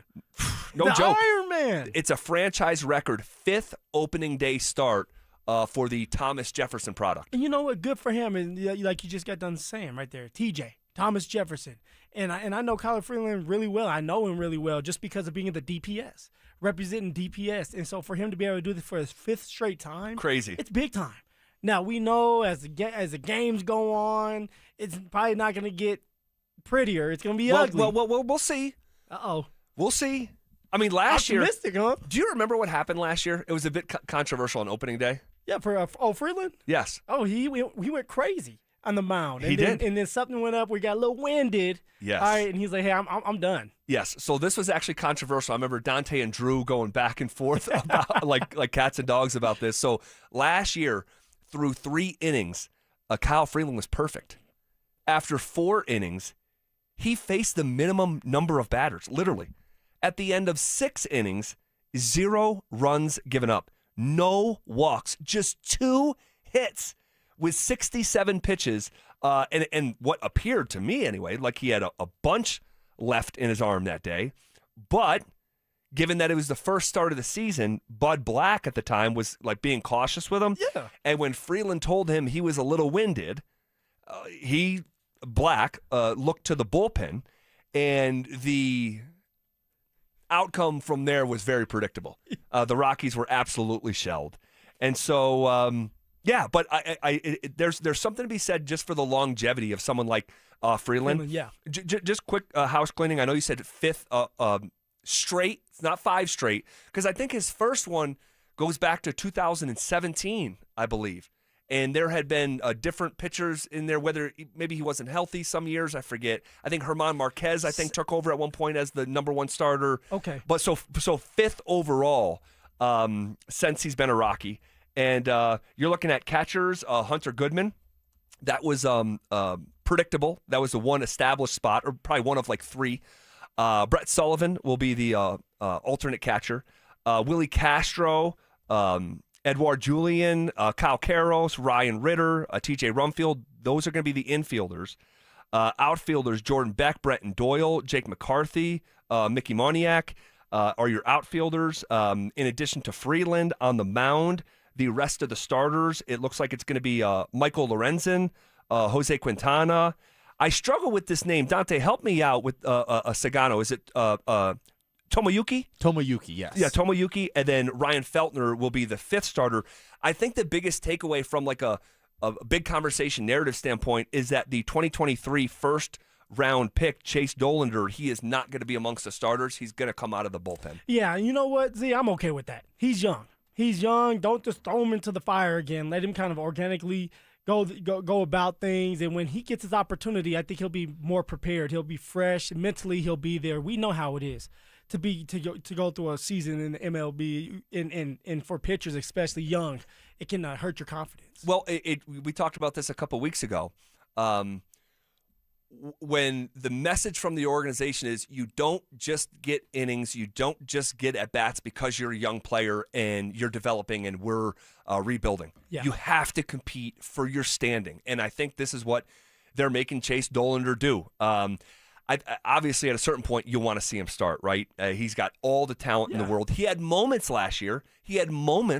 But in total, it was a rough first year. I think it was 2-12, ERA north of 6. The home road splits were crazy for him. DG, behind the glass, you're a huge baseball guy. Thoughts? Give me a quick thought on Chase Dollander. Yeah, I like Dollander a lot. I think he has a bright future here, but I think, and it goes back to what you were just saying about the compete, going out and earning your role. I think this is going to make Dollander do that, and it's only going to make him hungrier for getting that starting job and securing that starting job once he gets it.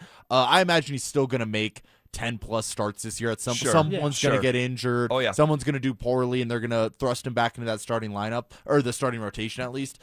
So I'm excited to see the best version of Dollander from this experience. All right, we get our first look at the new era of Rockies baseball starting on Friday. Hopefully they give us a reason to sustain the attention span in a way that they did not a year ago. Okay, new details coming out from the Jaylen Waddle trade from Albert Breer of Sports Illustrated. We'll fill you in on what you need to know coming up next. Your bracket's busted, destroyed. It's embarrassing. But hey, we've all been there. The good news? Denver Sports is throwing you a lifeline. It's the Second Chance Bracket presented by Waterloo Turf and Xfinity. Your shot at redemption and $1,000. Dust yourself off. Head to DenverSports.com/bracket and prove your first bracket was just a warm-up. Entries close before tip-off Thursday, March 26th. That's DenverSports.com/bracket. Denver Sports 104.3. The Fan. 303 Law 4040. Want to share one of the best compliments we've ever received. Had a listener call in to 303 Law 4040. His name was Peter. His wife was viciously attacked in a dog bite incident. So we set up a time to have him come in, and I met with him at length while his wife was recovering at the hospital. A couple days later, my wife recognized the number. She had spoken to Peter before. So when the phone call came in, she said, "Peter!" It was actually Peter's wife. She said, "How did you know?" She said, "Well, we love our clients." She was just surprised that we recognized the number. We had her come in, we met with her, and she says, I feel like we're your only clients. It's really awesome. We're not your only clients, are we? No, they're not our only clients, but what a compliment that our clients feel valued and that we treat them with such a high level of service. If you ever need us, that's the type of service you will get too. Is Jacob's Law, 303-LAW-4040. That's 303-LAW-4040. Save that number in your phone. You never know when you're going to need it. Hello, Colorado. This is David Szymanski with U.S. Mortgages, and rates are now at their lowest point in the last 4 years. If you've bought a home or refinanced one in the last 4 years, chances are good we can save you money. And with lowest rate for life, if the rates continue to fall, we can save you even more without any lender fees, including the appraisal. Dave, that's amazing. No, that's U.S. Mortgages. We want to ensure our customers are always in the best loan they can be, and lowest rate for life does just that. It's so good we trademarked it. And if you're worried about qualifying, we've expanded our loan approvals and now allow no W-2s or tax return options, and credit down to 580 is okay. At U.S. Mortgages, we're celebrating 30 years, and of course, we love to say yes. We have no upfront fees, so you have no risk, and our number says it all, 303-LOW-RATE. That's 303-LOW-RATE, or online at usmloan.com. All loans subject to approval and change. Equal housing lender. License 392126. When you want a new car, you want it now. That's why AutoNation moves at the speed of savings. Right now, put your tax refund to work at AutoNation. Even drive with 0 down plus 0 payments till June. No speed bumps, no detours, just great prices on new and used cars, trucks, and SUVs. Save on thousands of vehicles with 0 down plus 0 payments till June. Act fast, save now at your nearest AutoNation store. 60-month max term financing on approved credit. Interest accrues from date of purchase. See store for details. Expires 3/31/26. You live in Colorado, you love those mountain views. Well, you want to maximize your window space, your glass space, and you could do that with custom windows at windownation.com. Windownation.com, they're there for you with over 1,500 styles and colors to choose from. And in March, the more you buy, the more you could save. Up to 50% off all window styles right now at windownation.com. You can go out there, get your windows done, and enjoy that beautiful Colorado scenery. It's windownation.com. Visit windownation.com for your free consultation today. Hi, I'm Terrell Davis, two-time world champion and Pro Football Hall of Famer. There is nothing more important than your health. That's why I made the smart move to invest in fitness equipment with Fitness Gallery. It's a game changer. Score big, save 25% off all primetime functional trainers, home gyms, and racks. Work out on your schedule on the equipment you choose from the safety and comfort of your own home. Save up to 50% off on select premium equipment. Visit one of Fitness Gallery's 7 convenient locations from Colorado Springs to Fort Collins. What if you could have the most reliable Wi-Fi at the same price for 5 years? That's the Xfinity 5-year price guarantee. No annual contracts, no hidden fees, and our best equipment included. Plus, get online in minutes with same-day Wi-Fi. Just 5 years of fiber-powered Wi-Fi that boosts speeds to the devices that need them most. Lock in your price and unlock the possibilities. Xfinity. Imagine that. Select plans only. Restrictions apply. Powered by fiber. Connected to the premises by coaxial cable. Actual speeds vary. Get the fastest local alerts and accurate 24/7 forecasts with WeatherBug. It's easy to use, so the weather never takes you by surprise. Download the free WeatherBug app today. KKFN and KKFN HD1 Longmont, Denver. You're listening to Denver Sports 104.3 The Fan. Denver Sports 104.3 The Fan presents The Drive with Zach By and Phillip Lindsay.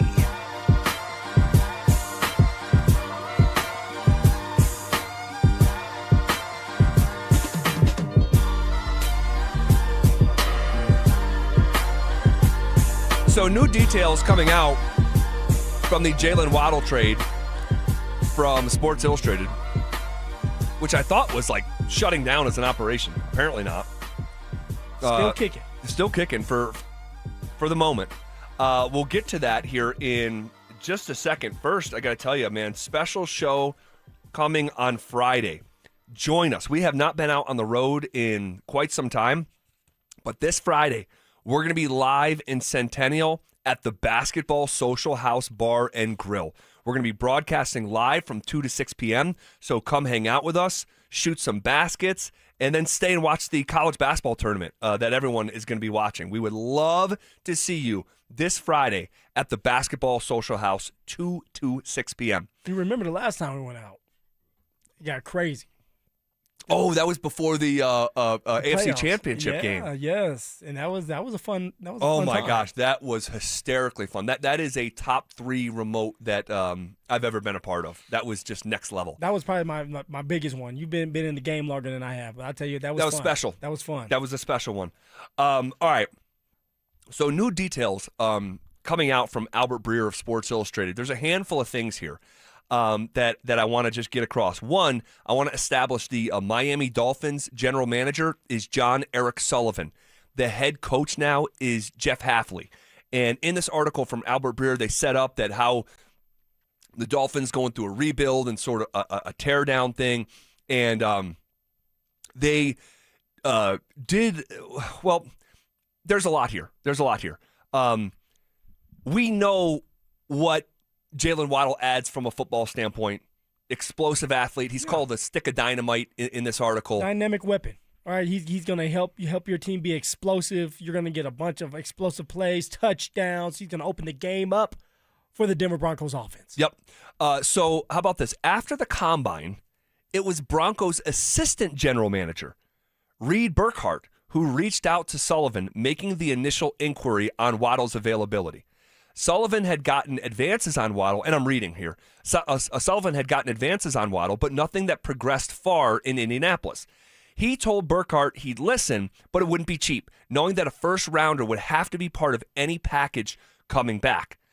Payton's staff, George Payton's staff, was already doing background work on Waddle. Bo Nix apparently told George Payton that in 2019 in the Iron Bowl, Waddle put together one of the greatest individual games he had ever seen in a Auburn victory that was 48-45 out of Bama.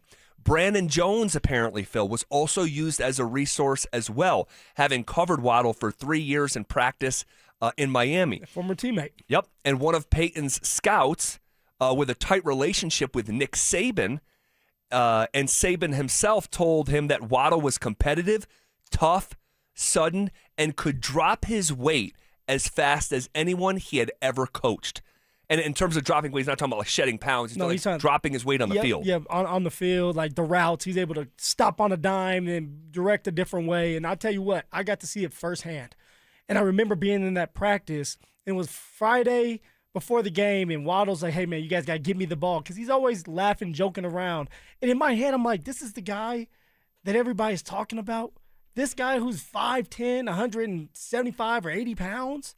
And sure enough, he goes out there and he just starts dominating. Just the separation was just different. The explosiveness was different. He was taking screens. He was taking post routes, bombs down the field. People couldn't stay with him. And then on top of that, he was tough down the middle of that damn field. He did not care about getting hit. He would just get back up and go at it again, saying he wanted the ball. He wanted it more. He wanted it more. So you're getting a competitive player that does not care about the middle of the field, does not care about anything except for winning games. More from the Sports Illustrated article.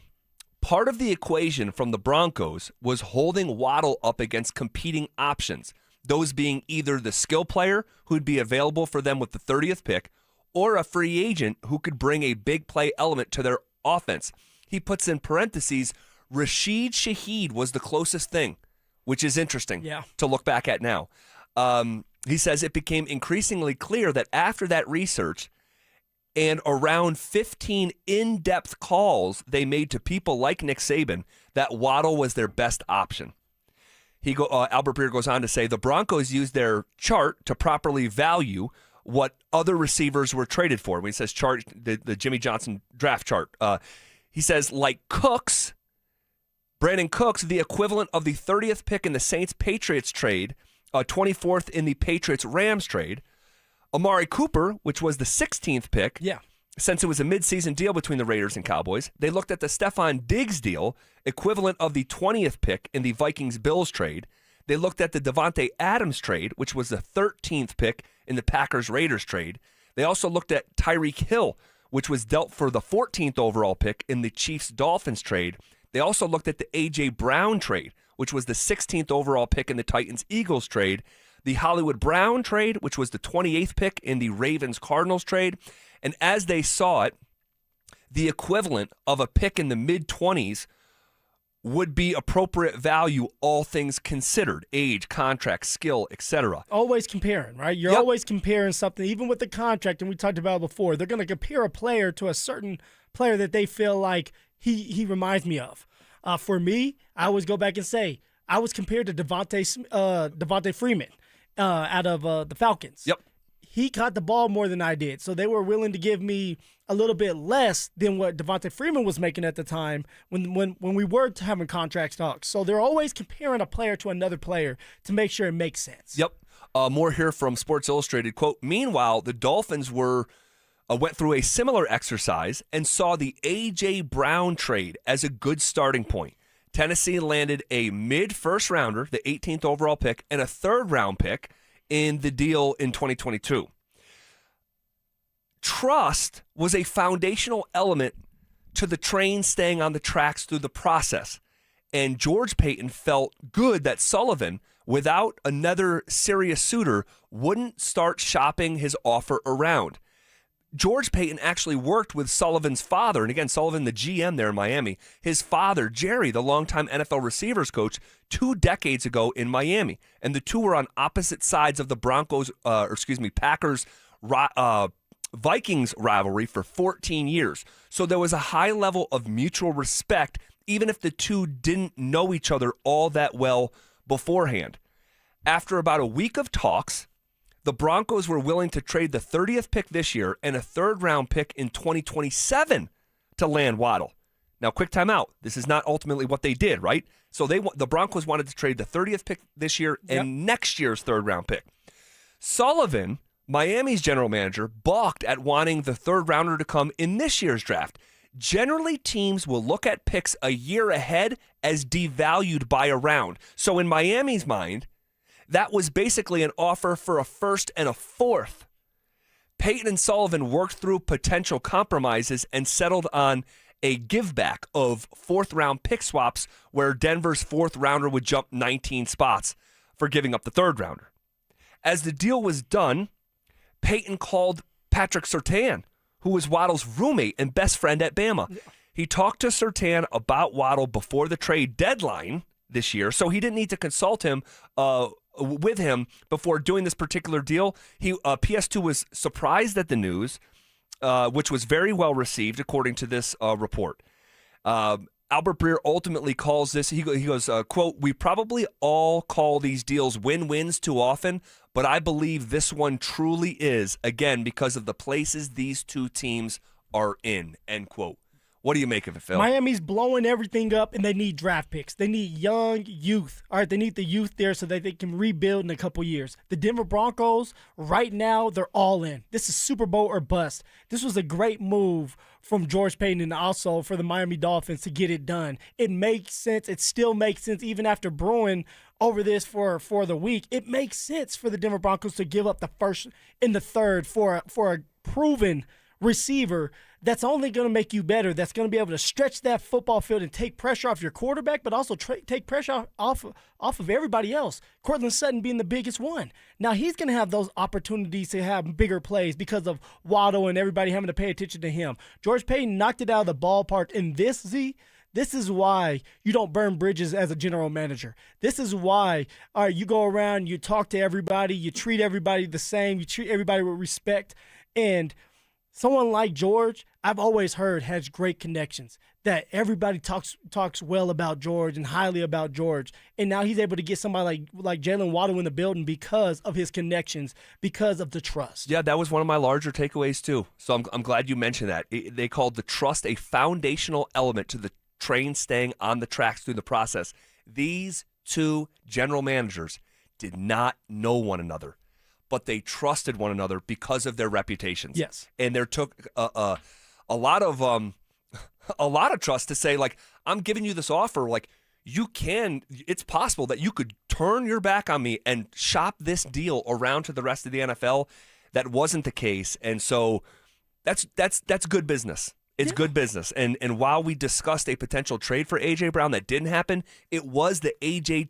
Brown trade that was the starting point from the Dolphins' perspective on how to get this deal done. So really interesting, sort of reverse engineering how this whole thing went down through the details of this article from Sports Illustrated. 15 in-depth calls on Waddle. We got freaking Jaylen Waddle. Man, all right.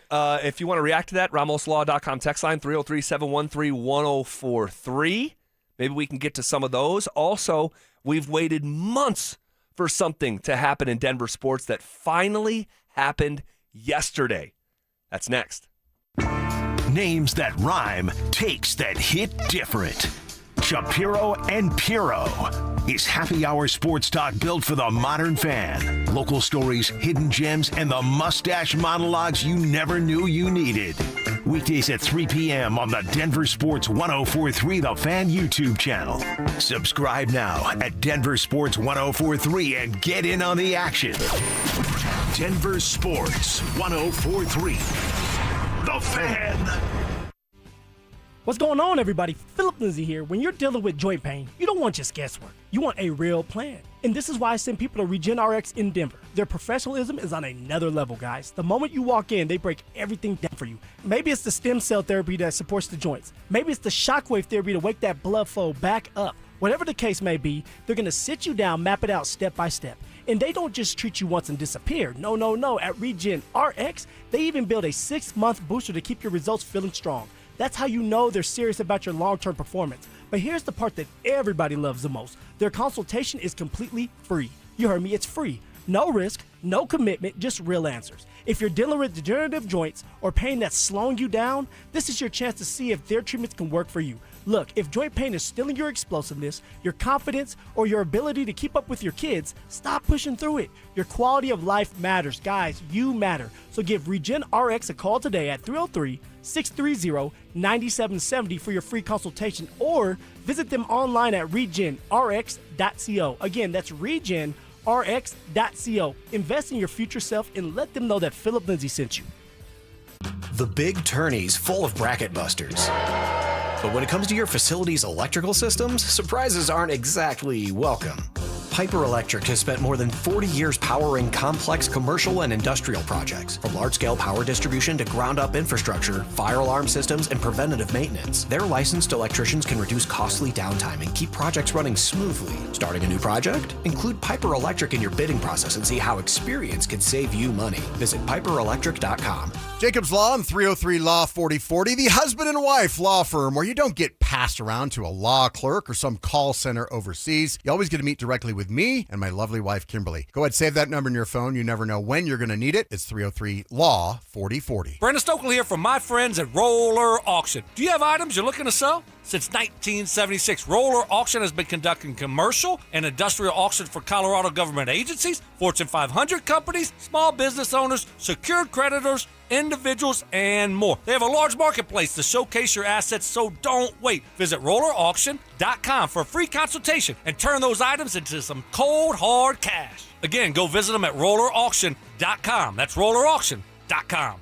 You can't always predict what's next, but you can be ready for it in a BMW SUV. The performance-driven X1 comes built for every journey, while the X3's sporty design and innovative technology keep your drive connected. The X5 blends performance with a commanding presence, or make it even bigger with 3 rows of luxurious seating in the X7. For every road, there's an X built to drive it. BMW, the ultimate driving machine. Gebhardt BMW, your trusted family dealer since 1975. Did the storm stall your New Year's resolution? Now's your second chance. At Low T Center, we're extending our New Year's promos to give you the new start you need. If you've been feeling exhausted, lost your sex drive, book a free testosterone test at Low T Center. No risks, no commitments, just answers. Pick up a discounted peptides and GLP-1s while you're there. And if you start treatment, Low T Center is the most trusted TRT for a reason. The highest quality testosterone covered by insurance and tailored to you so you know it's effective. This deal won't last forever, so call or head to lowtcenter.com. That's lowtcenter.com to book your TRT appointment today.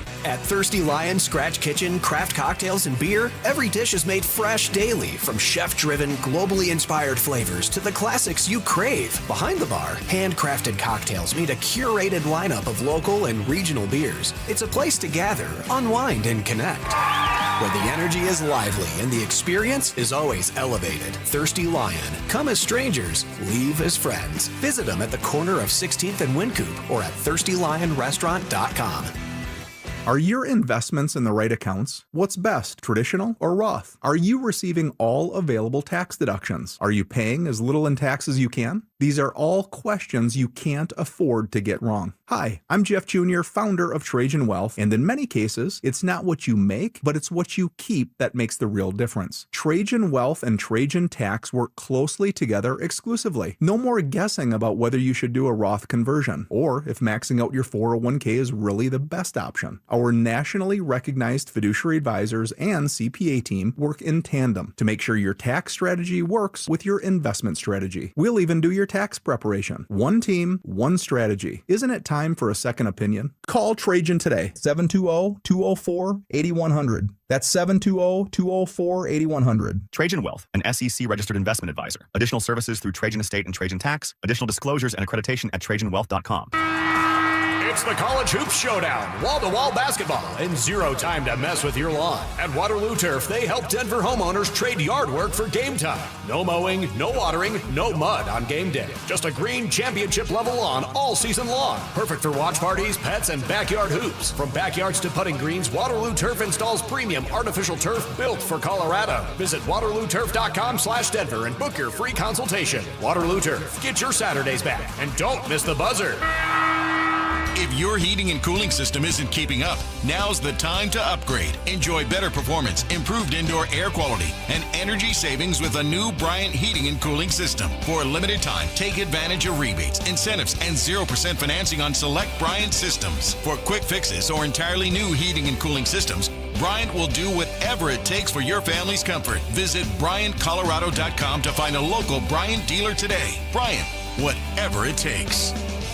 Zach By here for 5280 Exteriors. Guys, we've had the driest winter in decades. Protect your home with fire-resistant, non-combustible, low-maintenance upgrades built to handle Colorado's extreme weather. 5280 Exteriors, the altitude of quality. This segment on 104.3 The Fan's brought to you by Fitness Gallery, selling the world's finest fitness equipment. You're listening to The Drive with Zach By and Phillip Lindsay on Denver Sports 104.3 The Fan.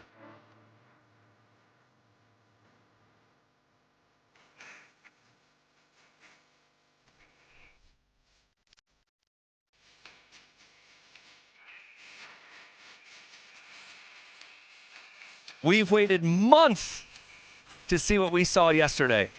Man, oh man. It was good to see it. It was a sight for sore eyes. There is no doubt about it. My eyes are always sore. Well, usually when you're there, looking at you, it gets sore a little bit. Phil, I'm objectively more handsome than you. Objectively. That might be true. So obviously it's good to see the Nuggets roll the Blazers 128-112, but that's not the story here, right? For the first time since before Thanksgiving, think about it, it's late March. It's going to be April here in about a week. Yeah.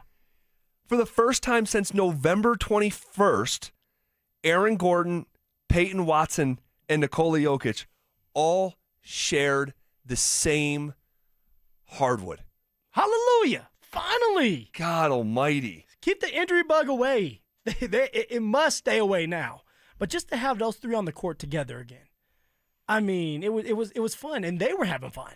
And you could tell that they were rusty together, but once they really started going and the passes and the assists and, you know, they were cheering each other on, I mean, it was fun to watch. And, of course, Jokic, the main man, was the reason why all this was even started, because he was getting that ball around to AG, getting his ball around to Peyton Watson. Yep, he had a chunky triple-double, all right, 22 points, 14 rebounds, 14 assists, team-high 5 turnovers, but that's half the amount that he had last week against Memphis. I'm thankful I was not on the air the day after the Memphis game. Oh, Z. That was a bad loss, man. Arguably the worst of the season. And just so dispiriting, based on me saying, hey, they're going to go 12-2 in the last 14 games. They're about to go on a run. And well, it pissed me off, man. Truly. Sure. Like, I came in here, and we're going to have a great show anyway, but I was angry about that loss. And there was a lot of fans that felt the same way. Totally. Where it's like, man, this is it. Like, we're done. We're tired. We're tired of going back and forth.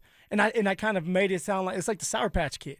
First sour, then sweet, but then you reversed it back to sour, then sweet again. It's like, what are we doing here? It's so inconsistent. And you're losing, and you get beat by a Grizzlies team that's tanking. They're trying to lose.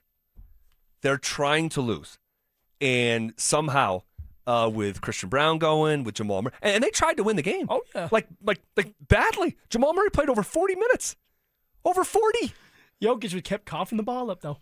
That was unbelievable. And here you go. And we did the analogy last month with fighting a two-front war.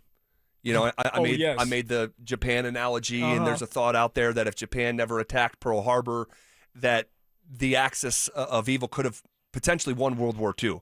But when they decided to fight a two-front war, because they were fighting in a war with China for many years, and then you attacked America, well, now you're fighting with both hands at the same time. That was Jokic personified last week. And the reason I did the analogy was for Jokic and his battles with the referee. It was so cringeworthy to watch last week. It was embarrassing, man. Anyway, we're not doing Thursday show or Wednesday show, whatever the hell that was. No, you missed that one. Now we're here. Yes, when you come back, good things happen. Well, Avs roll, or the Nuggets beat Portland. Actually, the Nuggets beat both. Or was it Raptors in Portland? Correct. So feeling good about that. I mean, Jokic bounces back with that chunky triple-double like you just got done explaining. And now we got P. Watt back, Z. Man, it was so nice to see Peyton Watson not just come back. And there was some moments of rust. There's no doubt. But in total, in the 20 minutes, I don't know, man, going 6 of 13 from the field, scoring 14 points in 20 minutes, pulling down 6 rebounds. There was chunks of his limited minutes that he didn't look rusty at all. No, and it started with him playing good defense. It started with him bringing the juice. That's one thing that I noticed about Peyton Watson now that he's back in the mix. All right, he brings this excitement, this juice that gets everybody going, and it's because he's young. It's because he's hungry. He wants to show that he belongs there with Jokic, and he sure the hell does belong there with Jokic on that court. And he plays a good defense, and he's getting back to be able to create his own shots, getting and finishing at the rim, but also getting everybody else involved. It's like he never left in certain aspects of his game, and it was fun to watch. Yeah, that element that you just pointed out, the shot creation. Just because you're an NBA player does not mean you have the ability or the license to create your own shot at the NBA level. Cameron Johnson, he's on a tear, and I'd like to circle back to him. But he's not his own shot creator. Christian Brown is not his own shot creator. Aaron Gordon can sometimes, but really at the highest level, it's Jokic and Jamal, followed by AG. But that was what was reintroduced yesterday. Yes, you get his athleticism back. Yes, you get his defensive prowess back. Yes, you get his shot making back, 40% from three. But you get someone who can create for themselves and others. And you saw it. I mean, he had the one play where he's like pulling 2 defenders with him, dropping it off to Jokic, who's so open, he goes up and dunks it. So you love that back. He's only going to get more comfortable in that regard. It did not look like his confidence was shaken at all. No. I mean, it was just a continuation of what we saw before he got hurt. So I don't know, man. I'm just like super encouraged, despite what happened last week in so frustrating of a fashion against Memphis. I do still believe this team has a shot, and I do believe that they're going to end this season really, really strong. After that loss against the Grizzlies, is 12-2 in play. I mean, it is technically, but they really should be winners of 4 in a row, not 3-1 in their last 4. They can still run the table. And we talked about it. We discussed it during that time that, hey, look, they can still run the table because we did bring up you saying 12-2. And when you look at the schedule, you have the Spurs twice. Now, my guess is Wemby is going to play in one of those games. But once you get to the last 2 games of the season, it's OKC and it's the Spurs. Correct. And we talked about this before. My guessing is they're going to lock up the 1 and 2 spot, and those guys won't play their starters. So you may be able to beat the Thunder in the Spurs' last games and just run this table. With that being said, Z, you have to have everybody healthy. We have to have the right guys on the court. Do we have a competition between Peyton Watson and CB Bruin for the last 11 games? Or is this going to be a situation where David Adelman says, hey, CB has been a part of this starting rotation for a very long time, and we're going to go into the start of postseason with CB? It's a extremely relevant question. I mean, it's going to keep coming up, man. And it should. It should. This is not about what decision the organization made last offseason. This is about who right now gives you the best chance to win. And let's put a pin in that for a second. Oh, we're going to put that big fat ass pin in it. Let's put a pin in it, and we'll circle back to it. Also, you'll hear from P. Watt here shortly on what it was like being reintroduced and his confidence in this group moving forward. But in the meantime, we hit the pause up button on the Nuggets for now. Are we breathing a bit easier after what happened on the ice this weekend compared to where we stood last week? We'll get to it next. Ditch the bland, flavorless sports talk and tune into Freshly Grated, where Will Peterson and Marcello Romano serve up piping hot takes and bold opinions with no filter and an extra side of sarcasm. Every weekday at 2 p.m. on the Denver Sports 104.3 The Fan YouTube channel. Like and subscribe today at Denver Sports 104.3 and come along for the ride. Denver Sports 104.3 The Fan. Hey, what's up, guys? It's Zach here to tell you about one of my favorite places to be in the entire world, and a place that we're going to broadcast our show from live on Friday. I'm talking about the Basketball Social House Bar and Grill in Centennial. Award-winning food and drinks, guys. The brunch is insane, but what really sets it apart is that it's the first of its kind sports bar and entertainment experience, literally the only one like it in the world, and it's right here in Centennial. And don't get it twisted, this place isn't just for hoopers. Even if you never touch a ball, it's an awesome spot to eat, drink, hang out, and catch the game. My wife doesn't take a shot at the Basketball Social House, but loves being there with our family. But if you do want to play, you can book your own private basketball suite with a court, lounge seating, music, TVs, and more. It's perfect for parties, birthdays, or just an upgraded night out. It's also one of the best places in Colorado to watch big games with what might be the best happy hour in this state every single day from 7 p.m. to close. You can find them at 7450 South University Boulevard in Centennial, or check them out online at thebasketballsocialhouse.com. And because you heard it from me, get half off your first private basketball suite rental when you use the code HALFOFFHOOPS. Trust me, guys, this place is a slam dunk. I'm Rob Wilhite, and for nearly 50 years, my firm has stood beside Colorado families after serious car accidents. With over $1 billion won, we know how to fight for you. Call 303-GOOD-LAW or visit WillHiteWins.com. That's WillHiteWins.com. Hey, it's Mike Evans. Restore your bald spot, reverse your receding hairline, or add volume to thinning hair with the same simple one-day treatment I receive from Dr. Tanya Pauls of Advanced Hair. Your own natural hair begins regrowing the very next day, and your new hair is guaranteed to grow. Advanced Hair has changed tens of thousands of lives, including mine. For your free consultation, $250 off and 250 free hair grafts, call 720-459-HAIR, AdvancedHair.com. You know what I could really go for right now? Literally anything that comes in a McDonald's carton, wrapper, or bag. Or a McDonald's cup. Yes, any of those items should do it. And if you could go for a deal, now get free medium fries with the purchase of any hot, juicy Quarter Pounder with cheese or new Big Arch. Just what your cravings ordered. Limited time only. Price and participation may vary. Cannot be combined with any other offer. Ba-da-ba-ba-ba. Thinking about a custom build, planning a remodel, or adding an ADU for extra space or rental income? Able Builders specializes in custom homes, full remodels, additions, and accessory dwelling units, all built with expert craftsmanship and clear communication from start to finish. No shortcuts, no surprises, just quality work done right. When it's time to invest in your home and build something that truly fits your life, Bring Able to the table. Call 303-590-5600.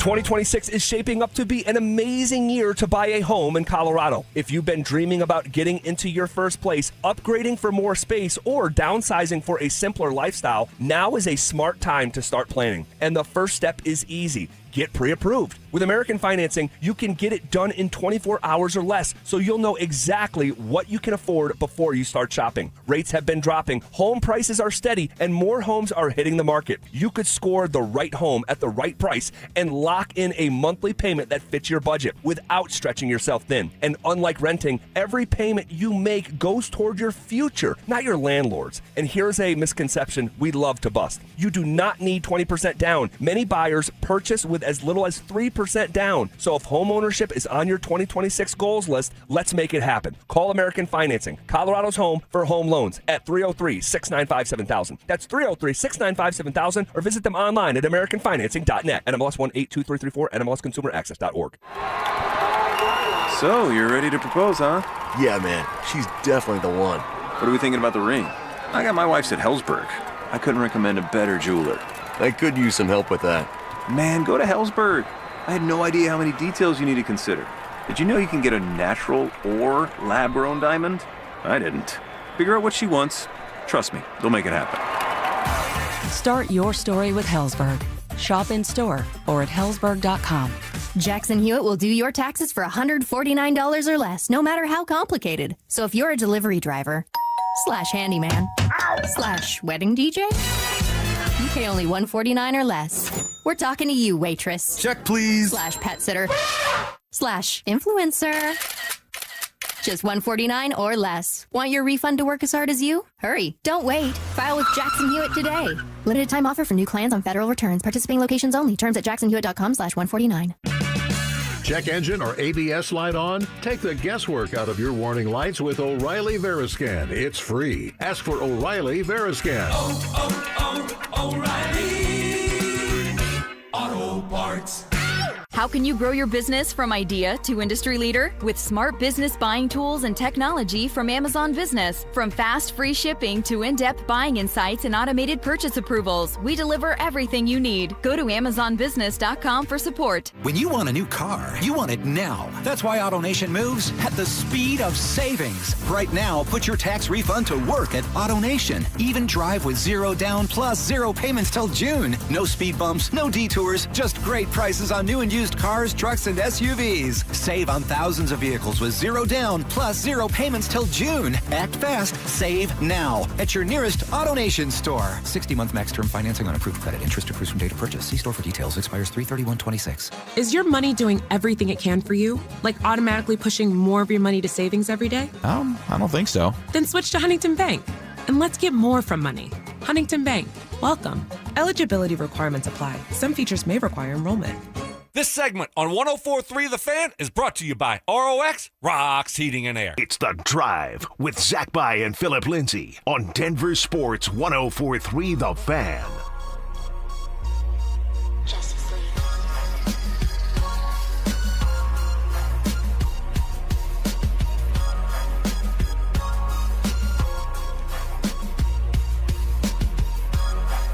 Last week, I remember being on the air with you, Phil, and not freaking out, not pulling the fire alarm. God, but I remember being pretty anxious about what was going on with the Colorado Avalanche. Yeah, everybody started getting tight. I was tight too. I was like, man, are you sure we're a wagon? Are you sure that we're ready for all this, or did we peak too soon? That was what I kept saying. And that's a fair question. You know, fair question. And because at one point, I mean, look, coming in here doing the show on Thursday, I was out, but we were already reacting to a loss against Edmonton this time last week. Yeah. A loss to Winnipeg over the weekend, a beatdown against Pittsburgh at home, very unfamiliar sight, losing by 5 goals at Ball Arena last Monday. And then followed up by a loss against Dallas, who is nipping at your heels on Wednesday night in shootout fashion. So you looked up and it was like, wait a second. The Avs have lost 4 of 5 games. Dallas hotter than fish grease. They had women like 16-1 in their last 17. The hottest one, team in the NHL. No doubt. And things got uncomfortable. The point lead got down to only 2. When it was once as high as 12. 12 points, man. We had a 12-point lead on the Dallas Stars. And the thing about it was, like, I was the one because Will Lynn was at that time, I want to say. Will was there at the time, and he was panicking. You know how Will is, panicking. I was a bit more like, you know what? It's okay. It's Dallas Stars. We played a great game. It came to a shootout, and we lost. But I was sitting there saying, Wedgie did a great job. We're still without, at this point, it was without Gabe, without Lecky, without Ross Colton, LOC whenever he comes back, if he comes back this year, because I don't know what's going on. But I do know he's on this trip with the team. So I was like, if everything goes right, they're going to be just fine come playoff time. And then sure enough, they started to get on this roll in the weekend, and they look a lot better. They look refreshed. I'll say that. Well, it was, a 4-1 beatdown of the Blackhawks, followed by a 3-2 overtime victory over the Capitals. Scoreless for 2 periods yesterday afternoon until Landy tied it up in his first game back. So good to see the captain back on the ice. Welcome back. After one of the most brutal injuries that you'll find, taking a 96-mile-per-hour slap shot to the testicles. And with a cup on. That cracked the cup. Landy talked about his recent surgery after I guess made us aware that he had recent surgery. Took a 96 mile an hour slap shot to the nuts, and that hurt. So, quick surgery to fix some things, and we're good to go. Talking to Dr. Joe Ramos this morning, and we're doing a little video series on injuries. I see it. He believes phenomenal job, by the way. You do a good job. Thank you. He believes in his experience, which spans decades, that it was a hematoma, which the shot was so vicious to the testicles that the little veins in there start to leak. They bled. Yeah. So you're bleeding within your own body, and blood pools up, and you just have so much of it, and you're swollen with blood that you need to go in and drain your testicles. And that is the most likely scenario of what happened to Gabe Landeskog. It makes your knees weak. Well, yeah, it's the nuts. I've been doing this job for 17 years. I've never talked about an injury like this. I mean, it's just, it's so different. Gabe has these unique injuries, right? The knee and having to come back from it because of it being sliced. Yeah. And now the nuts. Crazy. I mean, come on. Crazy. Bad luck with that. Just absolutely crazy. But it was so good to see him back and score a goal in his first game back. Marty Netjes takes advantage of a turnover from the goaltender from Washington and really spoon feeds. Really, Marty Netjes yesterday afternoon was, and really has been since the Olympic break, the straw that is actually stirring this Avalanche drink. Very consistent. Quiet game from McKinnon. McKinnon registered 1 shot on goal yesterday. That's it. That's unusual.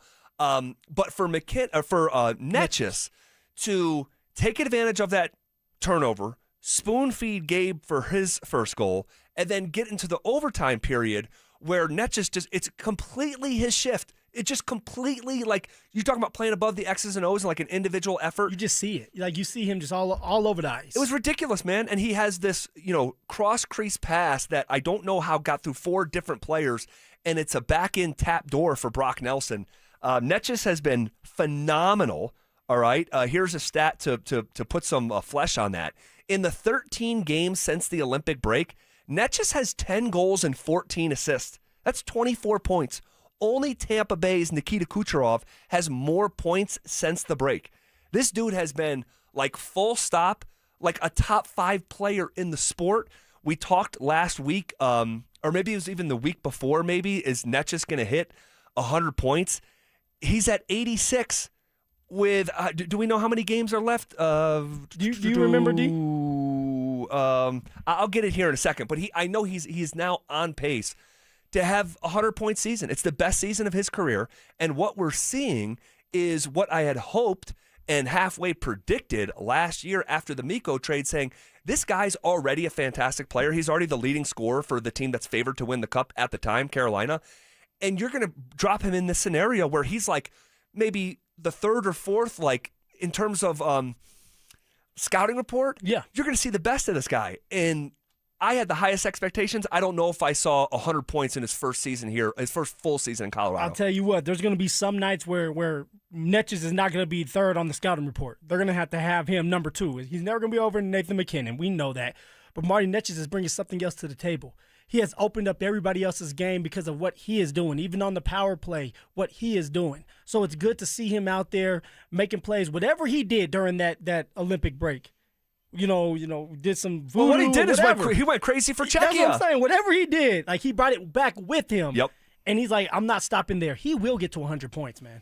I'm putting it out there right now. Like he's going to find a way to have another crazy game. I would not be surprised if he has a hat trick here soon, just because of how well he's playing. 13 games left in the season, yeah. And he's sitting on 86 points.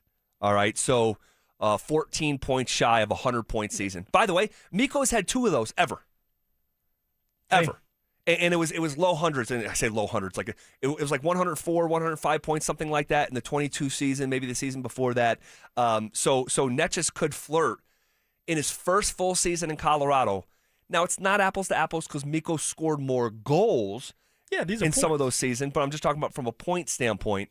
Pardon the pun. He is on pace to really have one of the great individual seasons in the history of the Avs. And then you look at McKinnon, he's already had 114 points, which is just psychotic. Other stuff, the Avs with and without Landy after yesterday.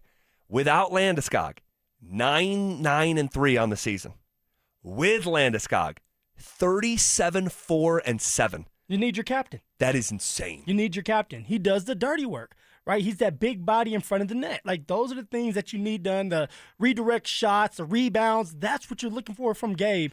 And when he comes back, he got spoon-fed by Netches, but it's like, putting the puck in the back of the net. Yep. Or having him back in action after being out with a sore nut. He's back in action doing his thing. So it's good to see that. And obviously the stats, the record speaks for itself. You need Gabe in the mix if you're going to win. Totally.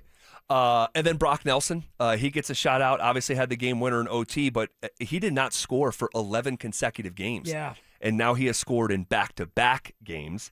Mackenzie Blackwood picked up his 20th dub of the season yesterday. He had a 20-save performance. This is just the second time in the history of the team that the Avs have had 2 goalies with 20 or more wins. You got to go back to the mid-90s for the last time that happened. So, man, good stuff. And then also, what was Gabe Landeskog and Payton Watson saying after they each returned to the lineups? You'll hear from both of those guys.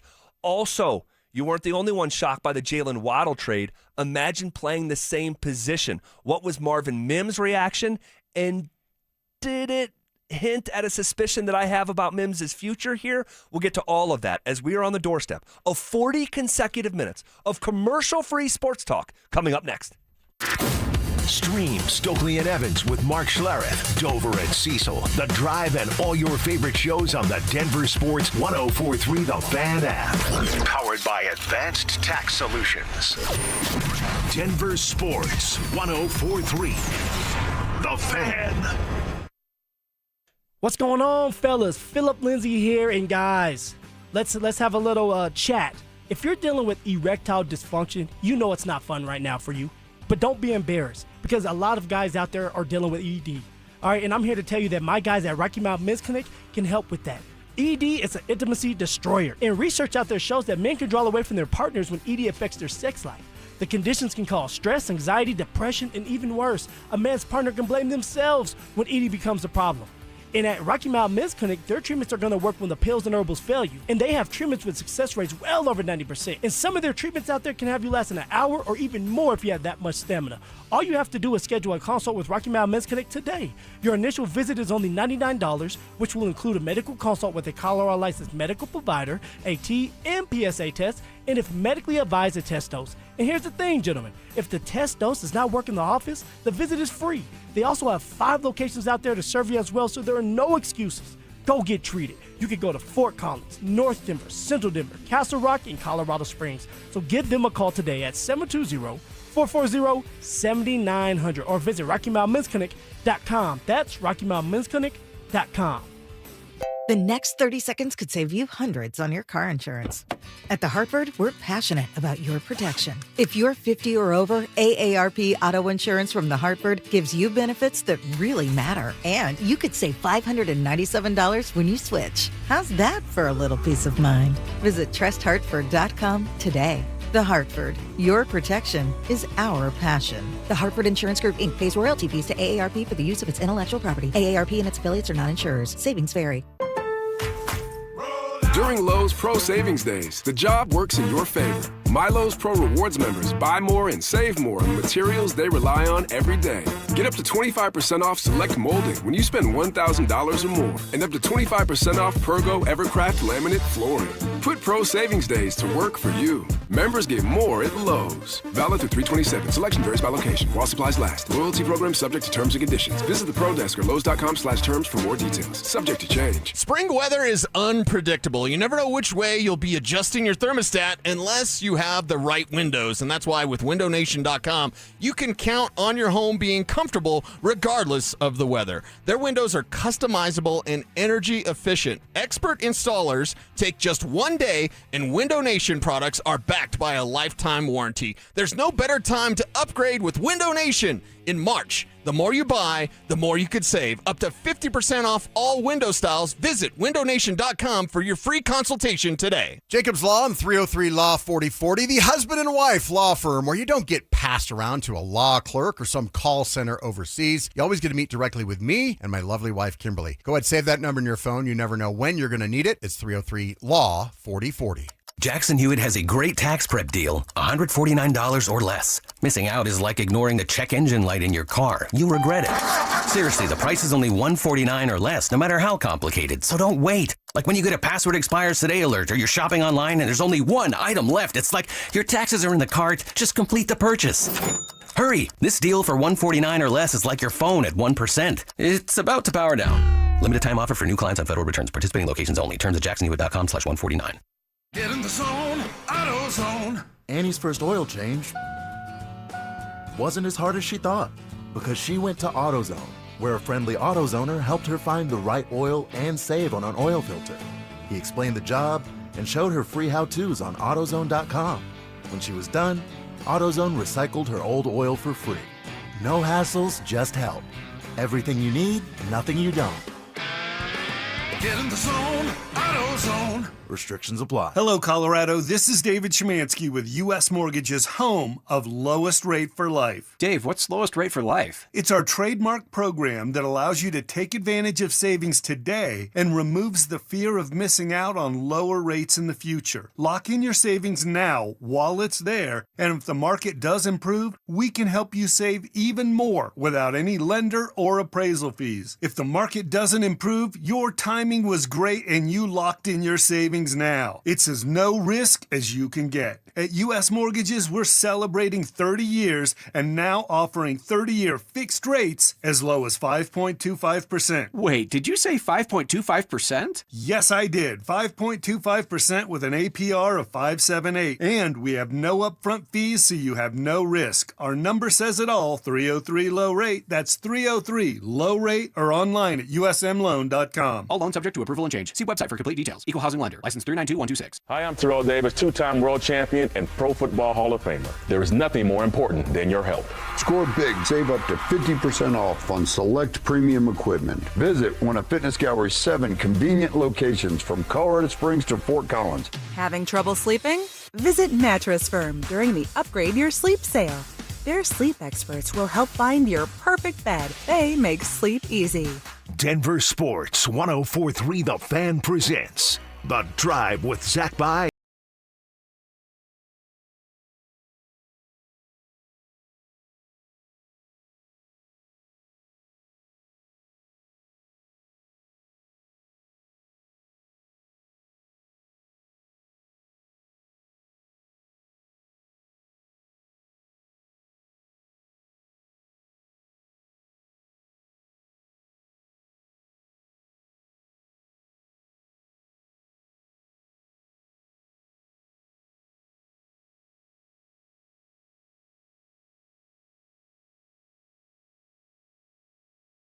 Chance bracket presented by Waterloo Turf and Xfinity. Head to denversports.com/bracket for your chance to win $1,000. That's denversports.com/bracket. Entry ends before the first game this Thursday, March 26th. And man, are those games about to. It's already been such a fun March Madness, a really fun opening weekend. Yeah. Man, oh man, oh man. By the way, dude, it's Sunday.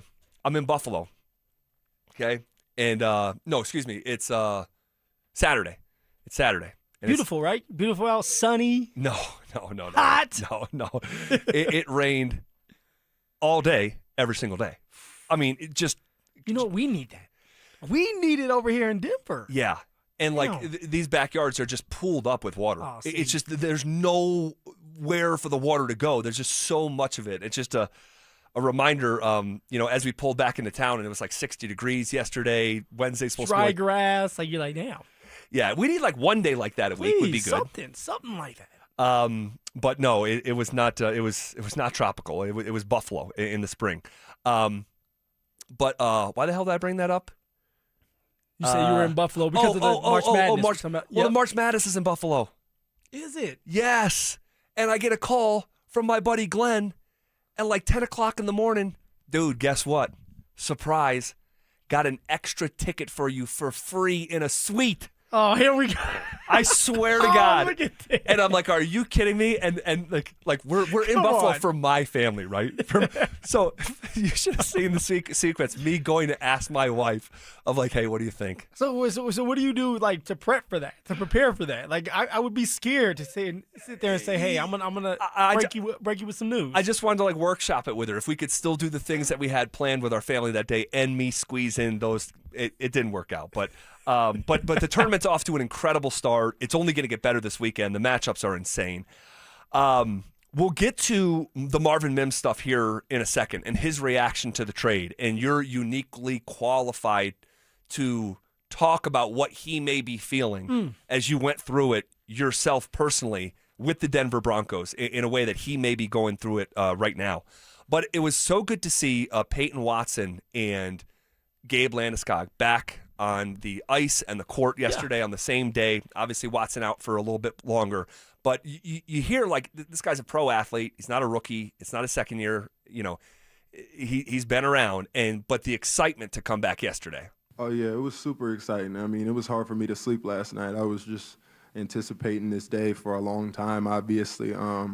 You never know what to expect with the rehab process, and it was really tough for me at times, but I'm glad that I was able to push through it. I'm glad we have the training staff that we do, getting me back to full health, and I'm ready to continue to contribute for us. I like hearing stuff like that of like a guy who's a millionaire, to play a kid's game, and sometimes these guys can get desensitized with the life that they have. Yeah.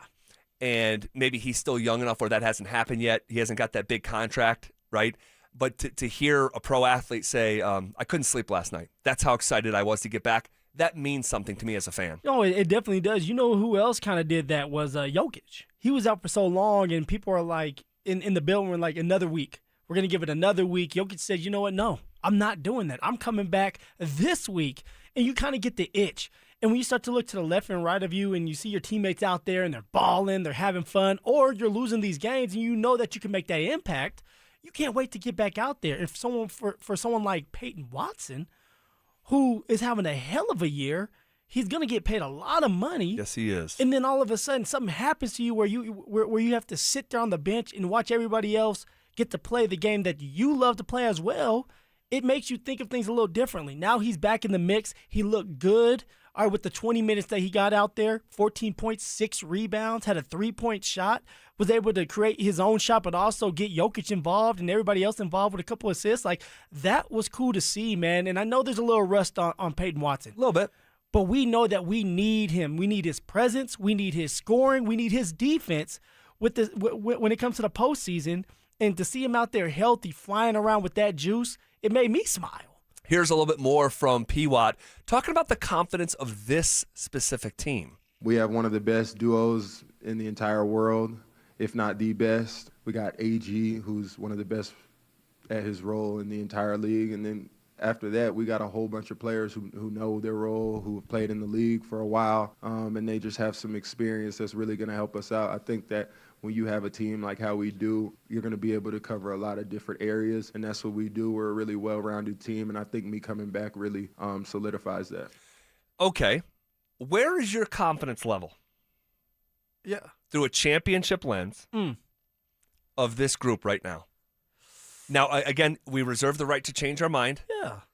You just got the full ensemble back for the first time since November 21st. Aaron Gordon, P. Watt, and Jokic on the court together. That's before Thanksgiving. It's late March. That's wild to think. So we'll see. They have just enough runway, to We keep saying that, man. reshape their identity. All right. And what it's ultimately going to be here in about a month. But 11 games left, right? 11 games left. That's it. Your confidence level right now, out of 10 being you're sure that the Denver Nuggets are going to win the championship. 1, they don't have a shot to get out of the first round. Where are you at with this group right now? I'm going to go with 50%, so 5. All right, 5 out of 10. I say, Phil, give me 1 out of 10. You go. I'm going to go with 50. Oh, Z, you should have heard me. No, you should have heard me on Friday. They were clowning my ass. Oh my gosh, DG. Hey man, we were talking about a pie chart. We were talking about the pie chart. Well, I just asked Phil, and I think you guys missed it. You're having a conversation back there, but I said, Phil, 1 out of 10. How confident are you? 10, you're sure they're going to win the championship. 1, you have no confidence they're going to get out of the first round. He goes, I'm going to go with a 50. 50. 5 out of 10. That's 50%. Yeah, that one's actually way better than. All right, what happened? Zach, so we did what percentage chance do the Nuggets win the title? And then separately, what percentage chance do the Avalanche win the title? Do you want to guess what his numbers were on those? So it's the same pie chart? Well, I would assume it was out of 100, but based on the numbers he gave, maybe it wasn't out of 100. Just tell me what he said. He said 85% for the Avs and 40% for the Nuggets. To which I'd ask, it's a big pie. What percentage are you giving to the Thunder or the other 15 teams in the NHL playoffs? I don't know if he was just not counting those, or I don't know if he knows how a pie chart works. I don't give a damn about the other ones. If I give 85% to the Avs, that means that's how confident I am in them. Yeah, and then I try to explain, even the best odds you're going to get on a sports book is a 50% chance. All right, so let me answer that question. So this is it's just the Nuggets in a vacuum. So it's a similar question to what I'm asking now. Yeah. So Nuggets in a vacuum, what percentage out of 100? But this was after the Grizzlies. I want to say this was after the Grizzlies game. Okay, so that context matters. Yeah. Everyone was upset and they should have been.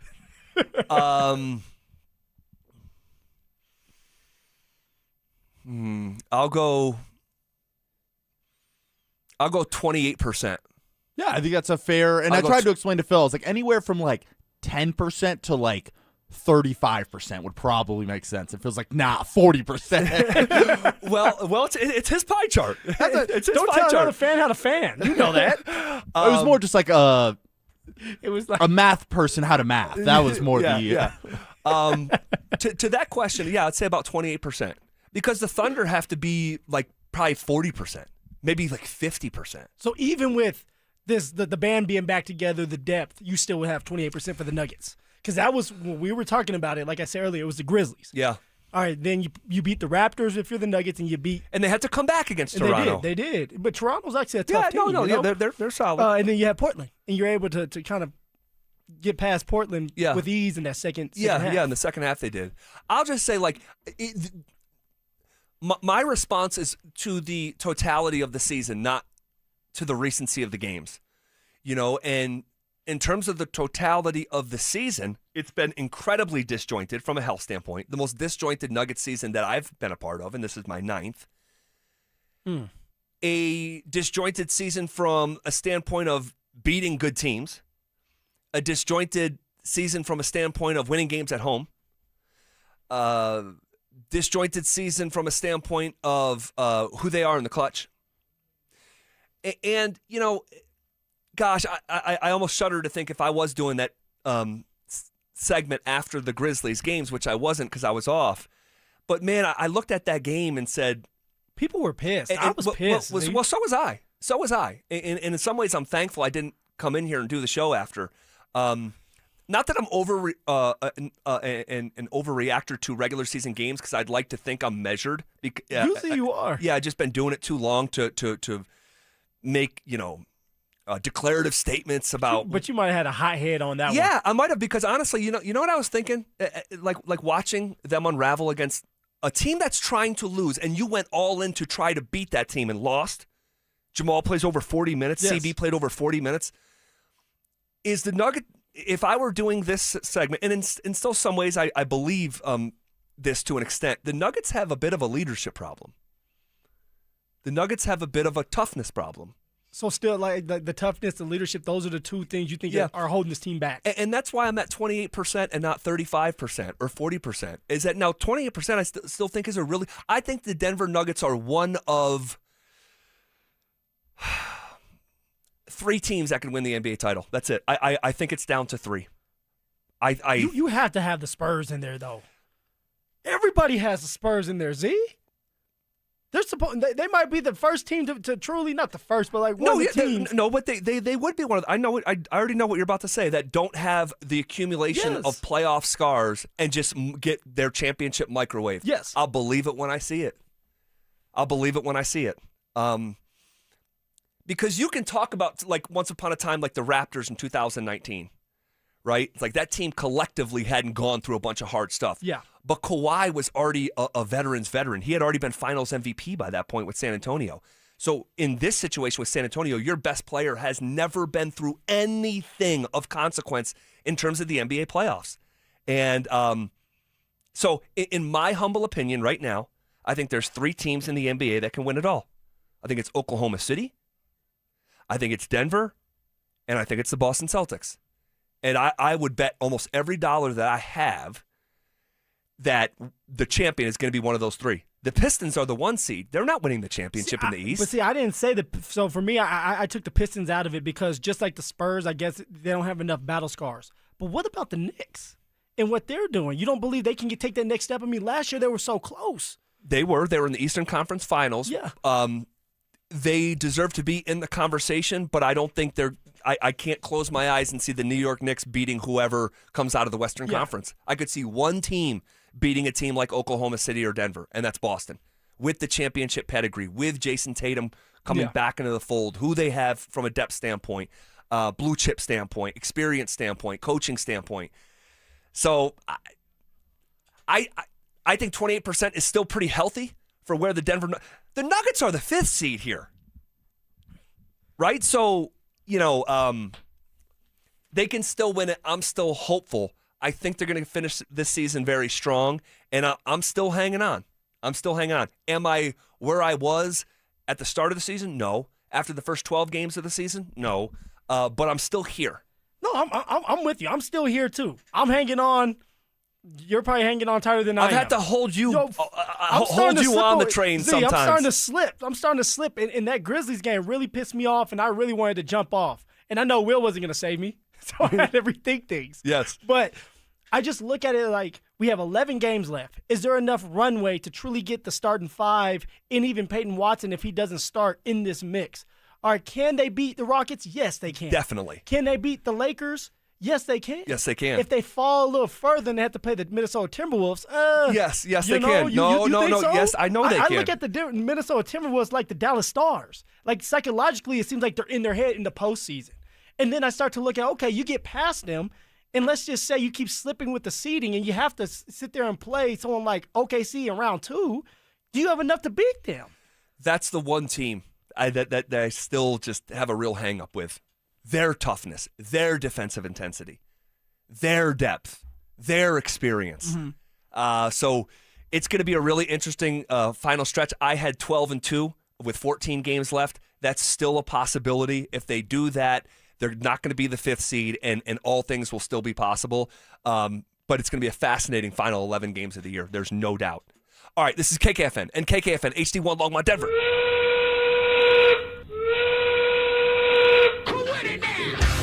We are coming with it, and we are coming for it. It's Zach By and Phillip Lindsay, and we are The Drive. Woo! A little late on the whistle, but that was a really good conversation.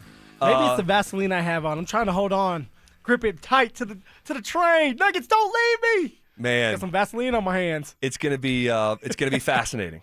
It's gonna be fascinating. And then I talked about a little bit earlier. We'll hear from Gabe Landeskog before we're out of here, and on everything going on with him after his return yesterday, scoring a goal, Avs win, back-to-back dubs, and creating some separation between themselves and the Stars that you just referenced there. And I don't hate that analogy with the Timberwolves and the Stars from a psychological standpoint in the postseason.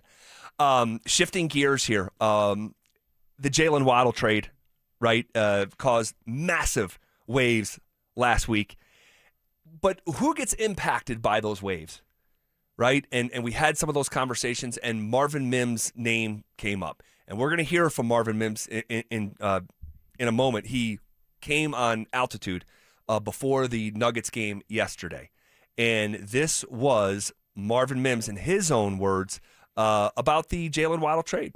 Yeah, for sure. I think it really surprised me, just bringing in a guy like that. But, if you look at his career ever since high school to college to now, he's just an explosive playmaker. And I think offensively, we always need more playmakers. I think it'll be a really fun to watch, so we'll just see how it all comes out this season. We'll see how it all comes out this season, but it really surprised me. Yeah. And we talked about this after the trade deadline when they couldn't get a deal for Waddle done. And by the way, and we already knew this, but it was, I guess, doubly confirmed by Albert Breer, Sports Illustrated, given the details of how this trade down, and maybe we can get back to some of those. If you missed it, we covered it in hour number 2. Go back and check out the Drive podcast, available wherever you get your pods. But him saying, to last year, the trade deadline, when guys were like, man, it was a vote of confidence for the room, that we have enough in this room. Yeah. Well, if that's true, if that statement's true, that the inactivity at the deadline showed a vote of confidence for the room, then you put the shoe on the other foot and you make a mega trade to add someone to the room that could shake the confidence of someone in the room.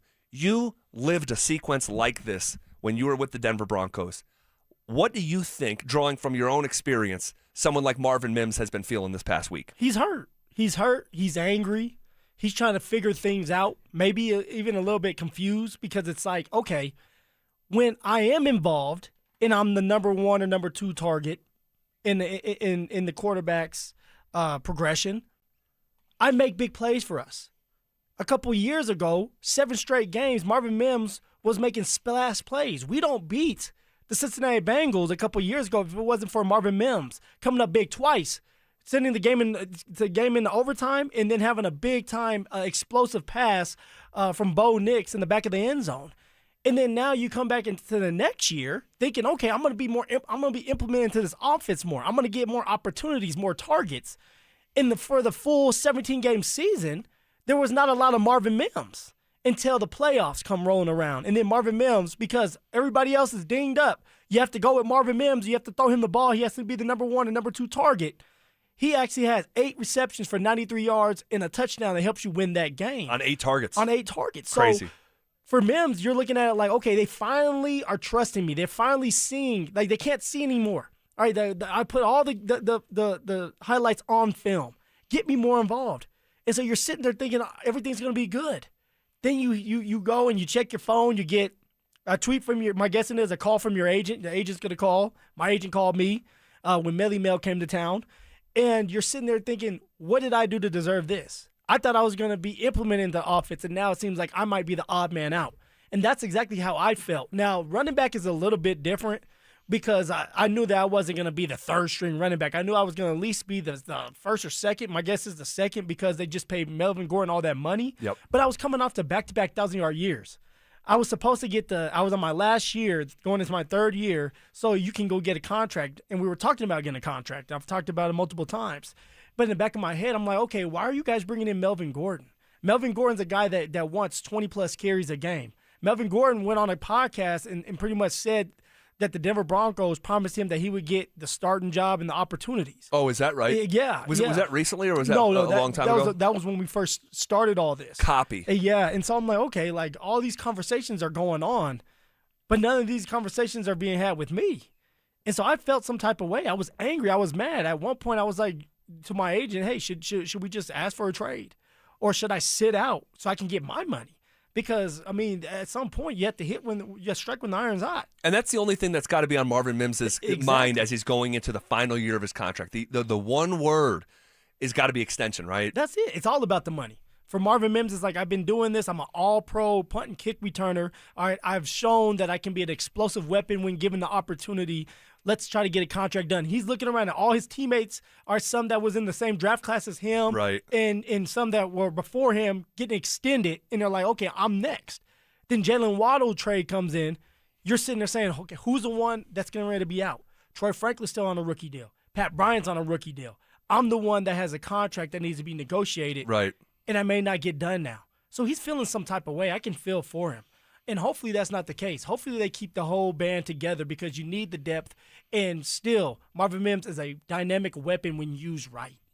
Well, there was a follow-up question that was it was like on the tougher side for that setting. Like Marvin Mims is making himself available to altitude, and Vic kind of put him on the spot in a way that I think is great for us, and we're in the content business, and asking him like, hey, like, well, how do you fit into the offense now? Because if there's one guy who profiles the way that you do, it's the guy that they just traded a package of picks for, and this is what Mims said.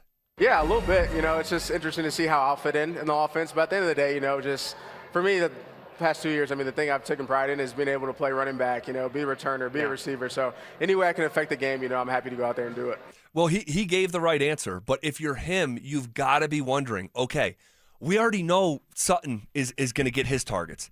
Waddle may even overtake Sutton, and depending on the Sunday, right? Yeah. But these are your top two guys. They just invested in Pat Bryant last year in the third round in a way that people didn't see coming. You moved up 17 spots in the fourth round the previous draft to go get Troy Franklin. You traded Bailey during the camp for someone like Pat Bryant. Right. So you're sitting there saying, okay, this has been done before. Right. I just watched it. Exactly. Could my target share shrink even more? But here's the thing. It's like we talk about them having an elevated view of Pat Bryant in a way that most people didn't see coming. We talk about them having a vision for Troy Franklin, and George Payton famously says, Sean called me 6 o'clock in the morning. It was unusual because Sean's normally not awake that early, which is just a crazy thing to say. Come on now, but we're talking about a guy in Marvin Mims who's the 63rd pick in the draft. Second round draft pick. He's got a higher draft status than nearly all these guys. He's got the same round draft status as Courtland Sutton. And you referenced a few minutes ago the final 7 games of the 24 season. He was on a 1,000-yard pace over the course of a 7-game sample size, which is pretty legitimate. And what happened year over year? Mims went from going for over 500 yards to 300 yards. That's what it was this year, guys. 322 yards. He scored 6 touchdowns receiving last year. 6 receiving touchdowns. Scored 1 this year. And so when we were reacting to the Waddle trade, we naturally, we're having the conversation, okay, who's impacted the most positively? Who's impacted the most negatively? Exactly. And my answer was Marvin Mims. And even, and hopefully I'm not reading too much into it, but like even hearing him over the weekend yesterday, it's like, man, I don't know what this guy's future is. Well, he doesn't know, and nobody told him. All right, we were doing the segment about Waddle and how that came about with even trading for him. Yep. PS2 didn't even know Waddle was on the team until General Manager George Payton calls PS2 to tell him. Correct. So I guarantee you, George is not calling someone like Marvin Mims, right, to say, "Hey, man, this is what just happened." Actually, when that happened to me with Melvin Gordon, Elway didn't call me. You know who called me? My running back coach. Curtis Mockins. Coach Mockins. And Coach Mott, the first thing he said was, "Hey, Phil, before we start going at it, because I know you're upset, I didn't know anything of this." He was even out of the loop. I didn't think we were going to go for a run back. I told them that I was okay with roisting you for one more year and let's draft a young one to go with you guys. They decided they wanted to go with a bigger one. Vic Fangio wanted Melvin because he's a bigger body. Yep. So my guessing is in the receiving coach is new too, so nobody probably talked to he found out like we did. Exactly. And by the way, let me say this, and this in no way, shape, or form is meant to be like disrespectful or even looking back at your situation and saying like someone like you didn't deserve a call, but like when you're making a massive organizational decision, you're probably not gonna pick up the phone and give a heads up to a guy who had 322 yards. Now, you're a little bit different. You were a sentimental 1,000-yard back-to-back. You did some historical stuff. This is a little bit different. But I do wonder, and again, I am not trying to ship Marvin Mims out of town, but looking at the situation pragmatically, meaning removing any emotion of it, and just look at it for what it is. It's NFL football, right? Business. You have 1 year left on your contract. They just brought in a guy who does a lot of the same stuff that you have. Speed. You have speed, right? So you have more speed. But Troy Franklin always has speed. And could the team look at someone like Marvin Mims and say, yeah, we know he's awesome as a kick returner, and he's a weapon, but is he in our plans for an extension? And if he's not, you could see the organization make just a NFL move and say, if you're not in our plans, instead of having you play out the season and become an unrestricted free agent, maybe they could get something for him. And what you would get for Marvin Mims is probably not a lot, considering I know some fans might, hey, could you get a second round? But no. It's going to be a 5th round pick, maybe a 5th and a 7th, something like that. But I will say this: if that is the case, in the organization's thinking that way, they're making a huge mistake by giving up Marvin Mims. Why? Because when you have a dynamic punt and kick returner, on top of that, another weapon that can stretch the football field when given the opportunity, and that's all he has done when given the opportunity is make big plays, the more the merrier. You're all in when you made this trade for Jaylen Waddle. You are all in. So you might as well keep all these pieces together that knows the system, that you can count on, that you can still trust, that Bo Nix has thrown touchdowns to. Marvin Mims, he has thrown touchdowns to him. He has thrown the ball to Marvin Mims and has built trust. All right, he just needs to be in the progression, a 1 or 2 at some point where he gets the ball first. That's what he's looking for. And so for Mims, all right, you use, like, if you're the Denver Broncos, you utilize it. You are all in. This is a Super Bowl or a bust in my eyes. Super Bowl or bust. Yep. Against the Buffalo Bills, you had a bunch of receivers go down, and you had to count on Bandy and Lil Jordan Humphrey. You don't want that again. If something goes wrong, you can still put someone like Marvin Mims, who's been around and knows the system and can be a valuable number 2 receiver if you ask him to. So, like, this is it. If you're going to win a Super Bowl, you need all hands on deck. You don't need draft picks. If that was the case, you would have traded for Jaylen Waddle and give up your 1st and 3rd and a 4th swap. It's true. But now that you're all in, you keep them together. And you tell Mims, hey, look, it may not work out here, or maybe we'll get something done with you. Who knows? But you go out there and you show us why we should have kept the band together before Jaylen Waddle, and we should sign you, because it's all it's going to do is help the Denver Broncos out, but it's also going to help him out, because if it isn't with the Denver Broncos after the season's done, he will get paid elsewhere because of what he brings to the table as a special teams player, but also as a speed weapon that can open up and stretch the football field for you. Well, for whatever reason, and I can't put my finger on it, we've been talking about it for 2 straight years. They have not unlocked Mims, not even close. He's not top 100 in nearly any wide receiver category. And he could be expendable. He could be viewed by the organization as in sometimes they could like a guy, but you're maybe just a little redundant. Yeah. And so we'll see. Sean drafted this. He did. Second round pick. Sean drafted. Again, I still am confused. The 63rd overall pick, who nearly every time where you increase his workload, he responds in kind, and they haven't been able to even remotely unlock him on a consistent basis. You can't say because he's little. Because somebody no. out there will say, well, Sean likes the bigger receivers. You can't say that because they just traded for Jaylen Waddle, who's a $175, maybe 80, right after he eats some dinner. So he's he's 5'9", 5'10", 180 pounds. He's a small receiver, dynamic, explosive, just like Mims, better than Mims. They're almost obviously. the same size. Same size. So it's not about the size of this receiver. It's just something about Mims. Sean Payton can't unlock, but you got Davis Webb as the offensive play caller. Could he be the one to do it? This is why I think that they're going to keep someone like Mims. The depth piece, okay, special teams, kick and punt returner, but also he's still a valuable weapon, all right, that can be implemented in this offense with someone like Mims, Waddle, Court. Then you have Troy Franklin, Mims, Waddle, Court, Pat Bryant. I mean, there's so many different ways you can go at this, and you're going to need that if you're going to win a Super Bowl. Well, we heard from Sean Payton on the trade for the first time this weekend. He was doing the whole flag football deal, which is interesting because I believe Sean Payton's going to try to be the 2028 Team USA flag football coach. He wants it. And he does. He said he watched 17 games of film on the Team USA flag team. And then they got crushed by them. Which, by the way, you remember everyone was dragging the quarterback from Team USA like 2 years ago who was like, it's a totally different game. Like, these NFL players would not just come in. I think his name's Darrell Doucette. I forget. I think so. I think he's a Division II quarterback, I want to say. And everyone laughed at the time. Everyone laughed. Yeah, Darrell Doucette. Like, who does this clown think he is? Of course the NFL guys will come and take your job. Not so fast. Sean Payton's squad lost to Team USA 43-16. It wasn't even close. But anyway, because he was available because of the flag football thing, he, of course, made some time for Kay Adams, right?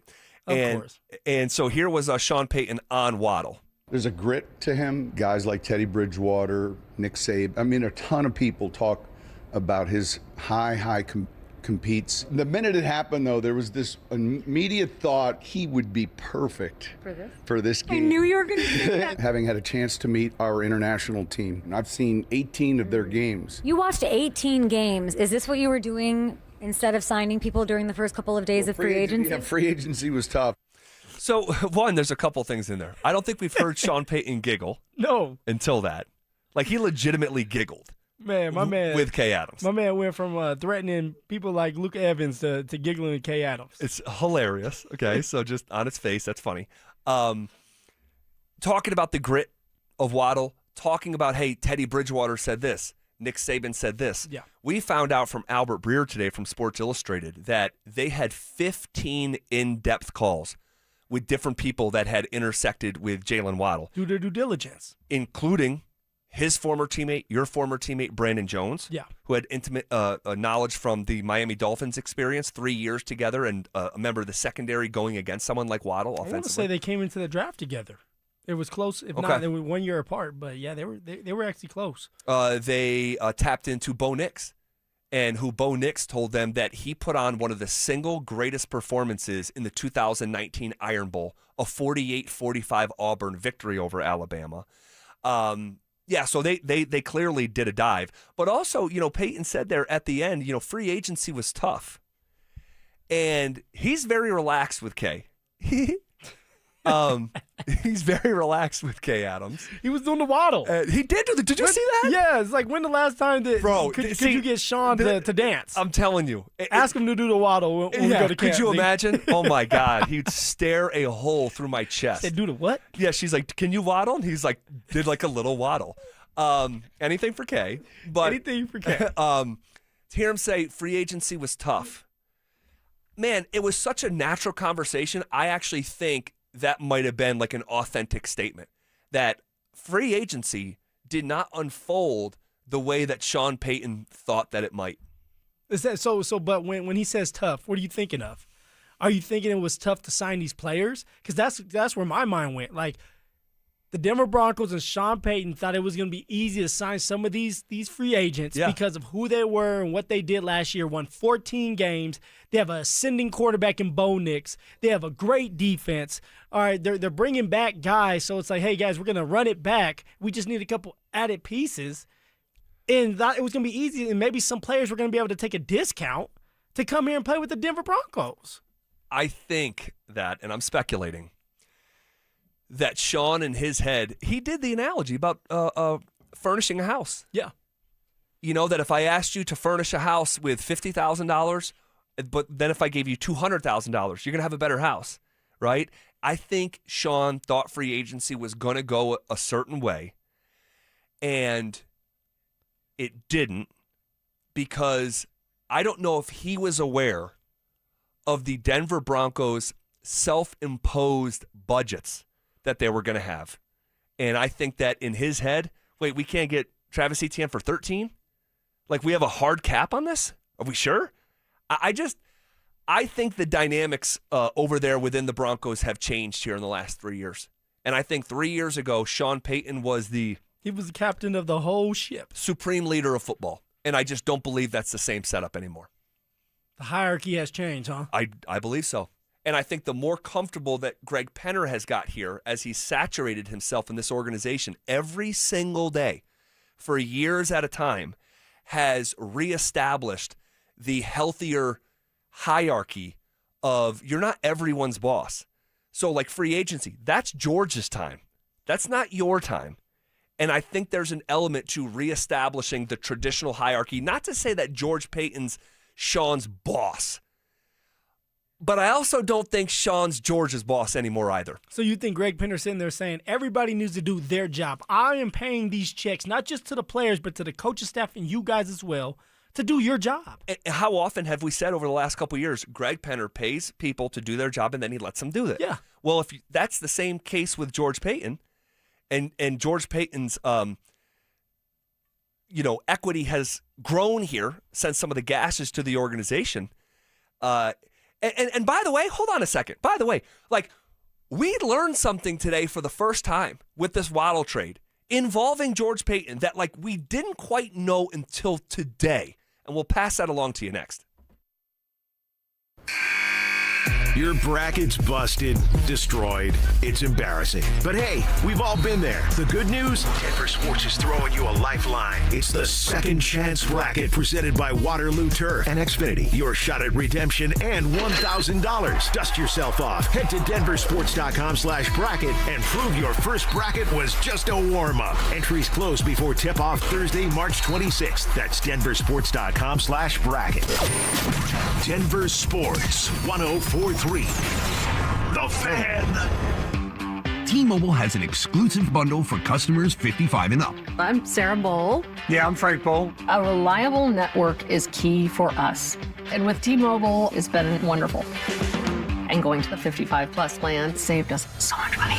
A lot. And that's important. Trying to keep costs down. The home internet's been perfect. It's fast, it's quick. The setup was so easy, it took less than 15 minutes. It was like, ta-da!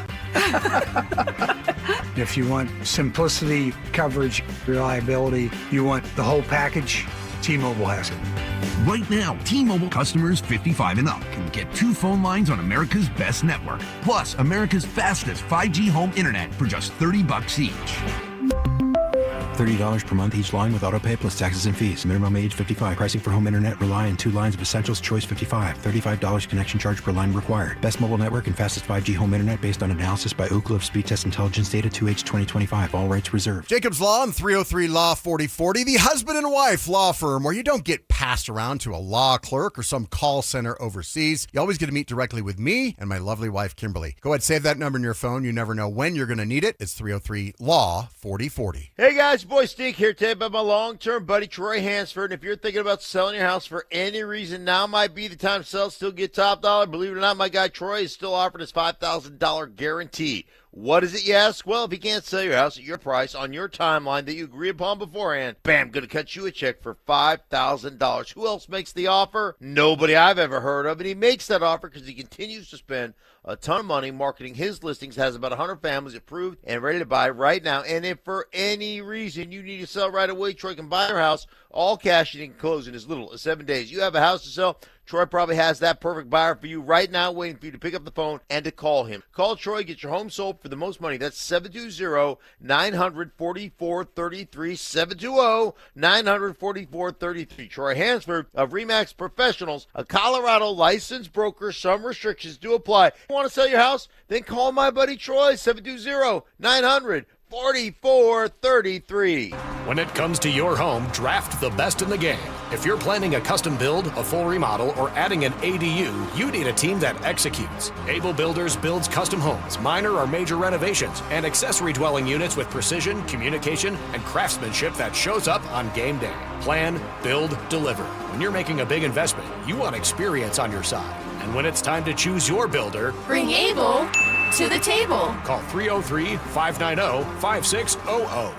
Low testosterone can be a real problem for many men. It causes poor sleep patterns, decreased energy, low sex drive, and it makes it really hard to stay in shape. And as we all know, a healthy body is very important to our overall health and well-being. This is Jeff for the Rocky Mountain Men's Clinic, and if some or all of these symptoms sound like you, we can likely help you be done with low T. We can also help you lose weight, support your metabolism, improve your gains in the gym, and more with our new targeted body composition plans featuring GH peptides, NAD+, GLP-1s, PDA, and more. Our low T protocols, applied in conjunction with our body composition plans, will help most men see real improvements, true weight loss, higher energy, improved sleep, stronger workouts, and a renewed sex drive as well. Your initial visit is just $99 and includes blood work and a medical consult. And if you start on treatment the same day, your visit is free. Call 720-440-7900 or go to RockyMountainMen'sClinic.com. Featured therapies are compounded and have not been evaluated nor approved by the FDA. Provider prescription required. See website for details. High five!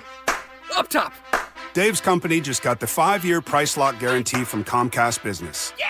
It's 5 years of gig speed internet, advanced security, and a great rate that won't change. All from the company with 99.9% network reliability. Heck yeah! He hasn't given this many high fives since Deborah brought in her famous banana bread. Yes! The Comcast Business 5-year price lock guarantee. Powering 5 years of savings, powering possibilities. And it's hurting, but I am not stopping. Woo! For a limited time, now through March 29th, switch to Comcast Business to lock in your rate for 5 years and get a $500 prepaid card on a qualifying gig bundle. Or ask how to get started with 150 megabit internet and Security Edge for $59.99 a month for 12 months with a 2-year agreement. Don't wait. Call today. Restrictions apply. New customers only. 1-year contract required for guaranteed rate. Paperless billing and automatic payments with bank account required. 5-year pricing applies to monthly service charge excluding taxes and fees.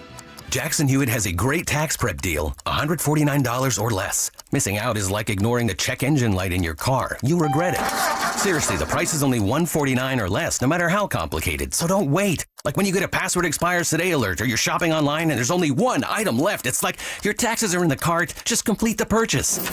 Hurry! This deal for $149 or less is like your phone at 1%. It's about to power down. Limited time offer for new clients on federal returns. Participating locations only. Terms at jacksonhewitt.com/149. As a social influencer, my days can be busy. 4 a.m., I hit the gym. 4:32, protein smoothie. 5:08, save time and money bundling my home and auto insurance with Progressive. Wait, if I bundle and save time, what would I do then? Just sit here and reflect? Like, why am I qualified to influence anyone? And how those weights are hollow? And half of my followers are bots. You could save time and money bundling your home and auto when you switch to Progressive. It's one less thing to worry about during your already busy day. Progressive Casualty Insurance Company, affiliates, and other insurers. Not available in all states or situations. Hi, I'm Terrell Davis, 2-time world champion and Pro Football Hall of Famer. There is nothing more important than your health. Score big. Save up to 50% off on select premium equipment. Visit one of Fitness Gallery's 7 convenient locations from Colorado Springs to Fort Collins. You're listening to The Drive with Zach By and Phillip Lindsay on Denver Sports 104.3 The Fan.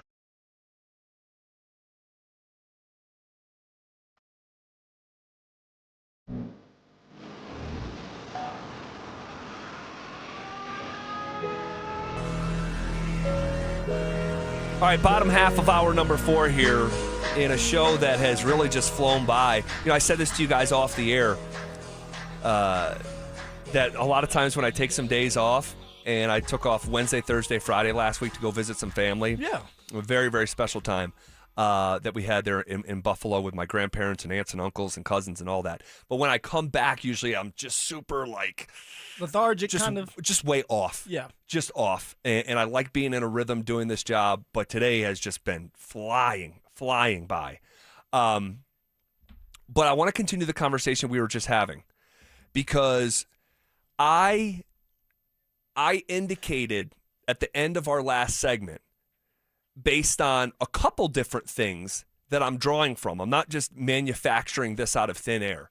There have been little clues that maybe Sean Payton is not driving this Broncos bus alone. The way that we thought maybe as recent as 2 years ago, definitely 3 years ago, that, you know, this guy is anything football related, Sean Payton is going to have the final word. I just don't think that is the scenario anymore. And I think that another thing that you could point to, man, this is so interesting. We learned today through Albert Breer of Sports Illustrated that this Waddle deal, this was a George Payton move. Now, that's not to say that Sean didn't sign off or say, yeah, let's go get him. No, nothing like that. But this was made possible because of George Payton. And if you read some of the anecdotes that came out from Albert Breer's sort of summary of like how this all went down, let me I want to do it justice, so I'll read from the piece.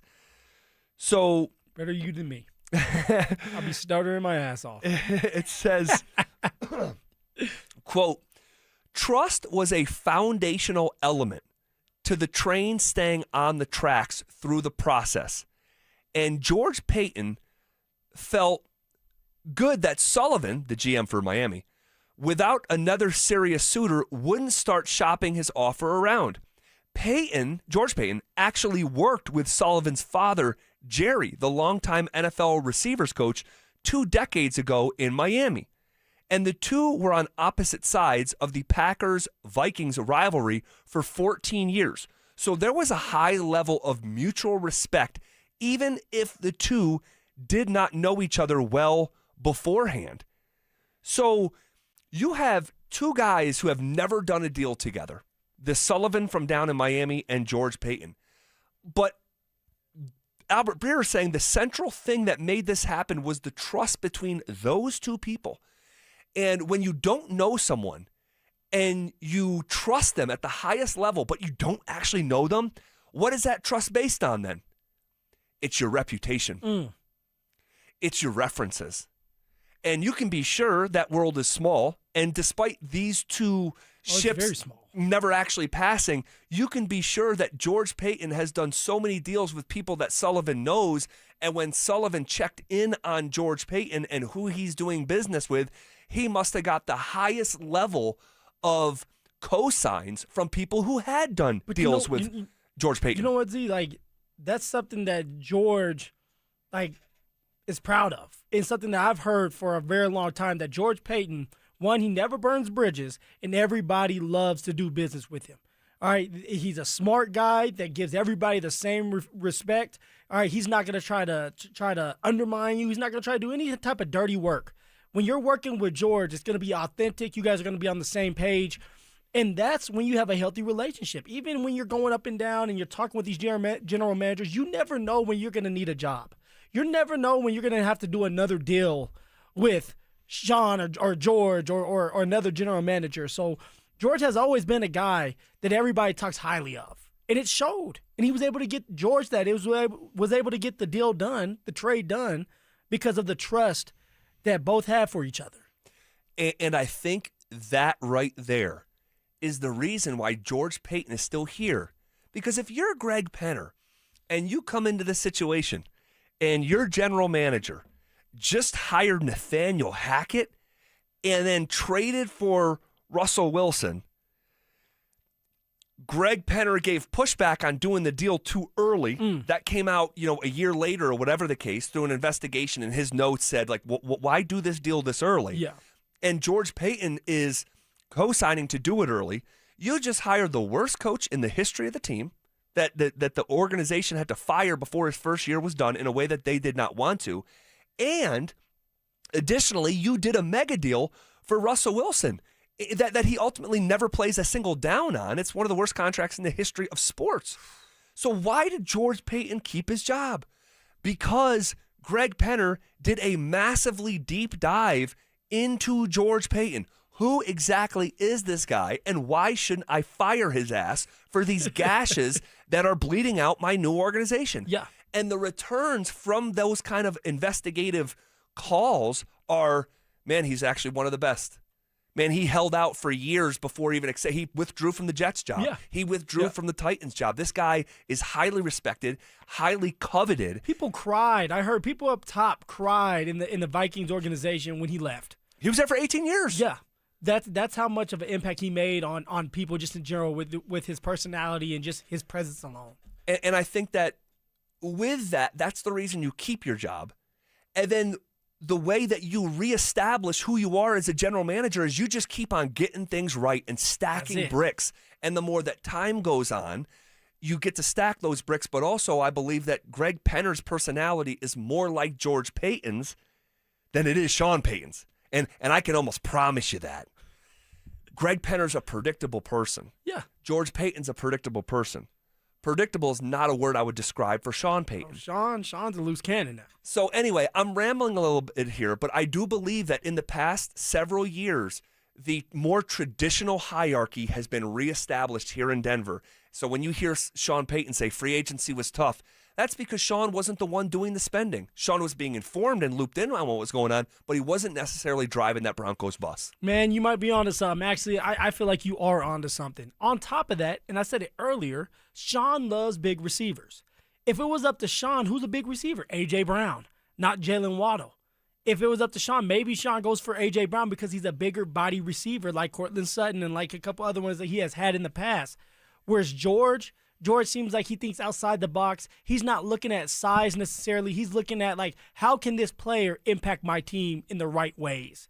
And that's another thing, right, where George goes and makes the deal with a small receiver like Jaylen Waddle who can make a major impact because of his explosiveness. All right, catching down the middle of the field, he can run every route in the route tree. That's another sign of, like, Sean or George doing his job and getting it done with Jaylen Waddle because George wanted Jaylen Waddle last year. Right.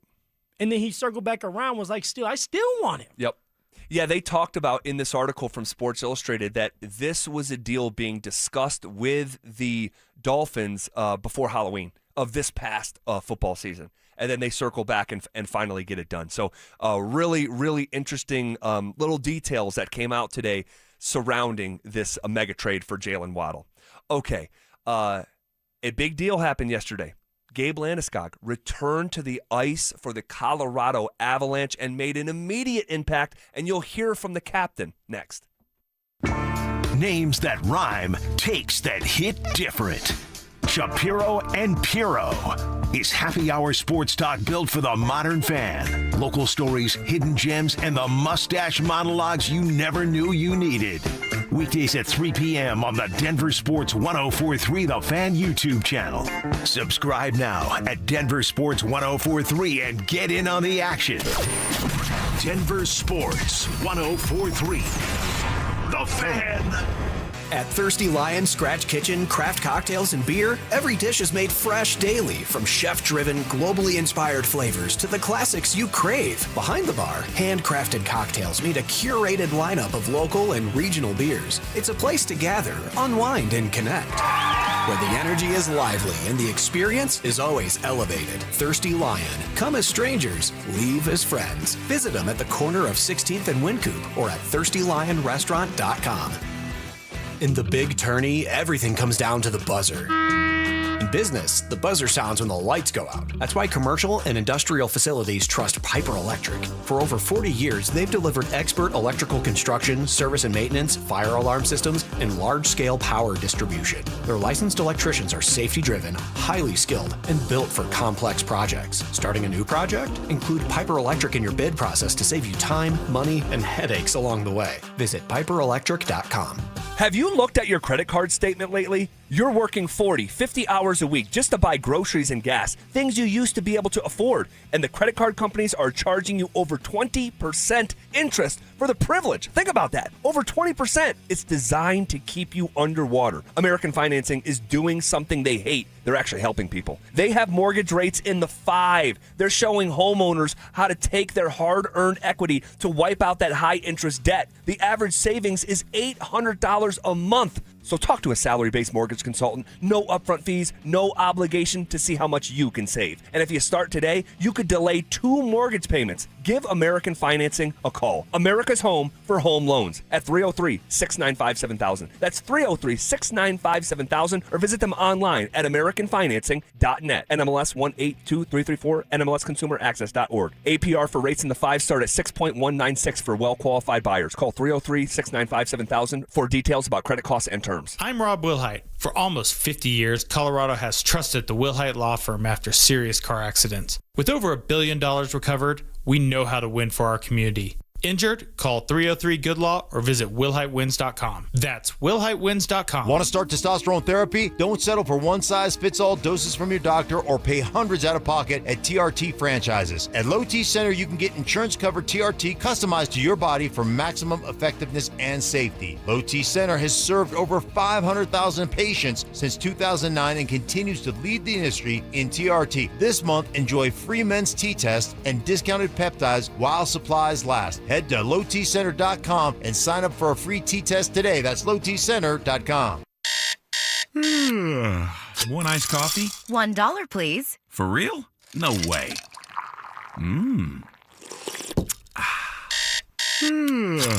One iced coffee? $1, please. For real? No way. What a deal. Your new morning groove. Iced coffee from McDonald's, any size for just $1 until 11 a.m. Price and participation may vary. Cannot be combined with any other offer. Ba-da-ba-ba-ba. Hey, Brandon Stokely here. Winter might be hanging on, but you know Colorado, warm one day, freezer the next. And trust me, summer is coming in hot. Beat the rush with an early bird air conditioner tune-up and inspection for only $49 from Rocks Heating and Air. They'll inspect your system and keep you cool when everyone else is scrambling. Call ROX Rocks Heating and Air today and schedule your tune-up before the end of March. Now play that jingle. HVAC service, installation, repair. ROX Rocks Heating and Air. The right financial strategies can make a huge difference, especially if you're nearing retirement. Adam Mueller talks retirement strategies with Mile High Money. Saturday mornings at 8 on Denver Sports 104.3 The Fan. Hey guys, Mark Schlereth here. I've been around long enough to know the difference between tough talk and real quality, and that's why I trust Ravenous Window Center of Littleton. Right now, get 25% off Infinity by Marvin fiberglass windows. You'll also get 20% off at James Hardy Siding, engineered to resist hail, fire, moisture, even woodpeckers. Invest wisely with 12 months, no interest, and no payments. Schedule your free consultation at Ravenous Window Center of Littleton today. Call them 303-794-0490 or visit them online at windowsforyourhome.com. When you want a new car, you want it now. That's why AutoNation moves at the speed of savings. Right now, put your tax refund to work at AutoNation. Even drive with 0 down plus 0 payments till June. No speed bumps, no detours, just great prices on new and used cars, trucks, and SUVs. Save on thousands of vehicles with 0 down plus 0 payments till June. Act fast, save now at your nearest AutoNation store. 60-month max term financing on approved credit. Interest accrues from date of purchase. See store for details. Expires 3/31/26. It's The Drive with Zach By and Phillip Lindsay on Denver Sports 104.3 The Fan.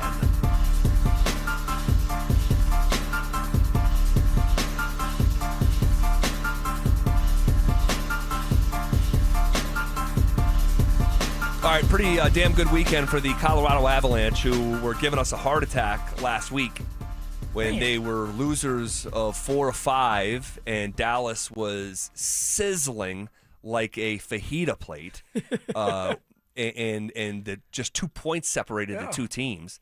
At one point, it seemed like an insurmountable lead in the West, and it got tight real quick, and it's still tight, and it still has potential to be really tight, but have to feel better about the Avs after pounding the Blackhawks on Friday night 4-1, escaping Washington with a overtime win, and just creating some more space between themselves and those dreaded Dallas Stars, who conversely lost twice over the weekend.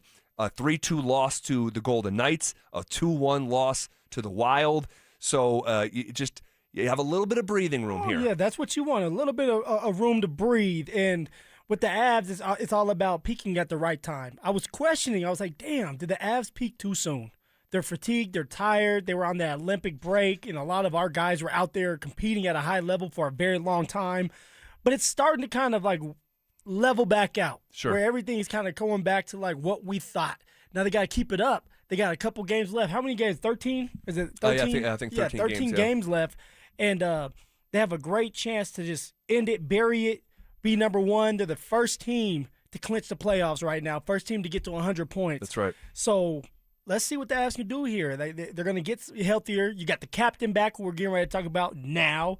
You got Lecky, LOC, Ross Colton. Those guys should be back in the mix here soon. Yep, and then tomorrow night is a game at Pittsburgh in a bit of a payback game after the Penguins, without Sidney Crosby, came in and hung a season-high 7 goals in Ball Arena last week in a very unfamiliar sight, just getting pounded 7-2. So Landy comes back yesterday, all right, and he did actually talk about his injury and actually share some stuff that we didn't know. Took a 96 mile an hour slap shot to the nuts, and that hurt. So, yeah, quick surgery to fix some things, and we're good to go. It's speculation, but talking to Dr. Joe Ramos this morning for our injury video series that we're doing, he speculated, hypothesized, and that's an educated guess. He's got decades of experience in the medical field as a doctor and a lawyer, if you haven't heard. He's both.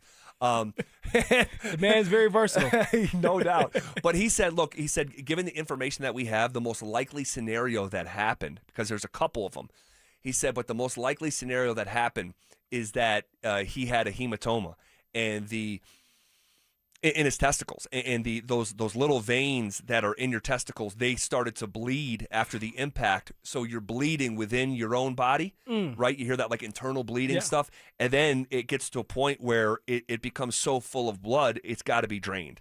So they literally drained his balls. And in a way that sometimes you say, that sounds good. Yeah, you're right. Thumbs up. No, not when it's blood. So you got to drain the blood out of the balls now. That is a speculation there, but it was just so good to see him back. And he talked about having poise in a close game like the 3-2 overtime victory we saw yesterday in Washington. I think we've earned the right to be confident in this locker room, and I think for us it's going to be important moving forward. We know how tight it's going to be come the postseason, and not going to be 6-5 hockey games. So you're going to have to check for your chances, and I thought we did that tonight. And, you look at the goals yesterday, and look, every goal has its own story, right? But winning 3-2 is a lot more likely in the NHL playoffs than winning 6-5, as he said. And it was turnovers, right? The Netchus pass to Gabe was a terrible turnover by the Washington goaltender behind his own net, creates a tap-in chance. The Nicholas Waugh goal was a turnover. We know this is what the NHL playoffs are like more the construct of it. It's not the high-flying one-timers, breakaways, all that stuff. But it's about being in the right places at the right time. Sure. All right, setting yourself up for success. For example, a right place at the right time was the Dallas Stars, where Robertson was able to score that goal. If you remember, it like ricocheted off the post, and it redirected towards Robertson, where he was able to knock it in, right? Puck luck a little bit. Sure. That's what this is all about. But Landeskog always is in the right places because he's played a lot of hockey, and he's the captain. This is why you need him back. Good things happen when he's on that ice. Yeah, and to frame that with information, some flesh, when Landeskog doesn't play, the Avs are 9-9-3. This is the best team in the NHL. They're 9-9-3 Crazy. without Landy. Okay, and this time last week it was a losing record without Landy. All right, when they have Landy, 37-4-7. That is the starkest kind of contrast that you're going to find. So take that, Mike Evans. In the morning, you need Landy. Mikey. What do you say about Landy, Mike? He has been an underachieving disappointment. Michael Charles. Come on. Michael Charles Evans. No, it's great to have him back, and they're still getting healthier, coming down the stretch with the guys that you just named. And so here we go, man. Tomorrow night against the Pittsburgh Penguins. The Nuggets back on the hardwood tomorrow night at the Phoenix Suns, who this time last week were threatening the playoff positioning. They have scuffled a bit here of late, and we'll do full-blown previews for each of those games tomorrow in dedicated fashion, starting at 2 o'clock. Guys, so thankful to be back here after missing a couple of days last week with vacation. Back like you never left, man. Man, really fun show. Really fun show. Always have fun when you're here, man. Flew by. We'll be back tomorrow at 2 o'clock. It's Denver Sports Tonight coming up next.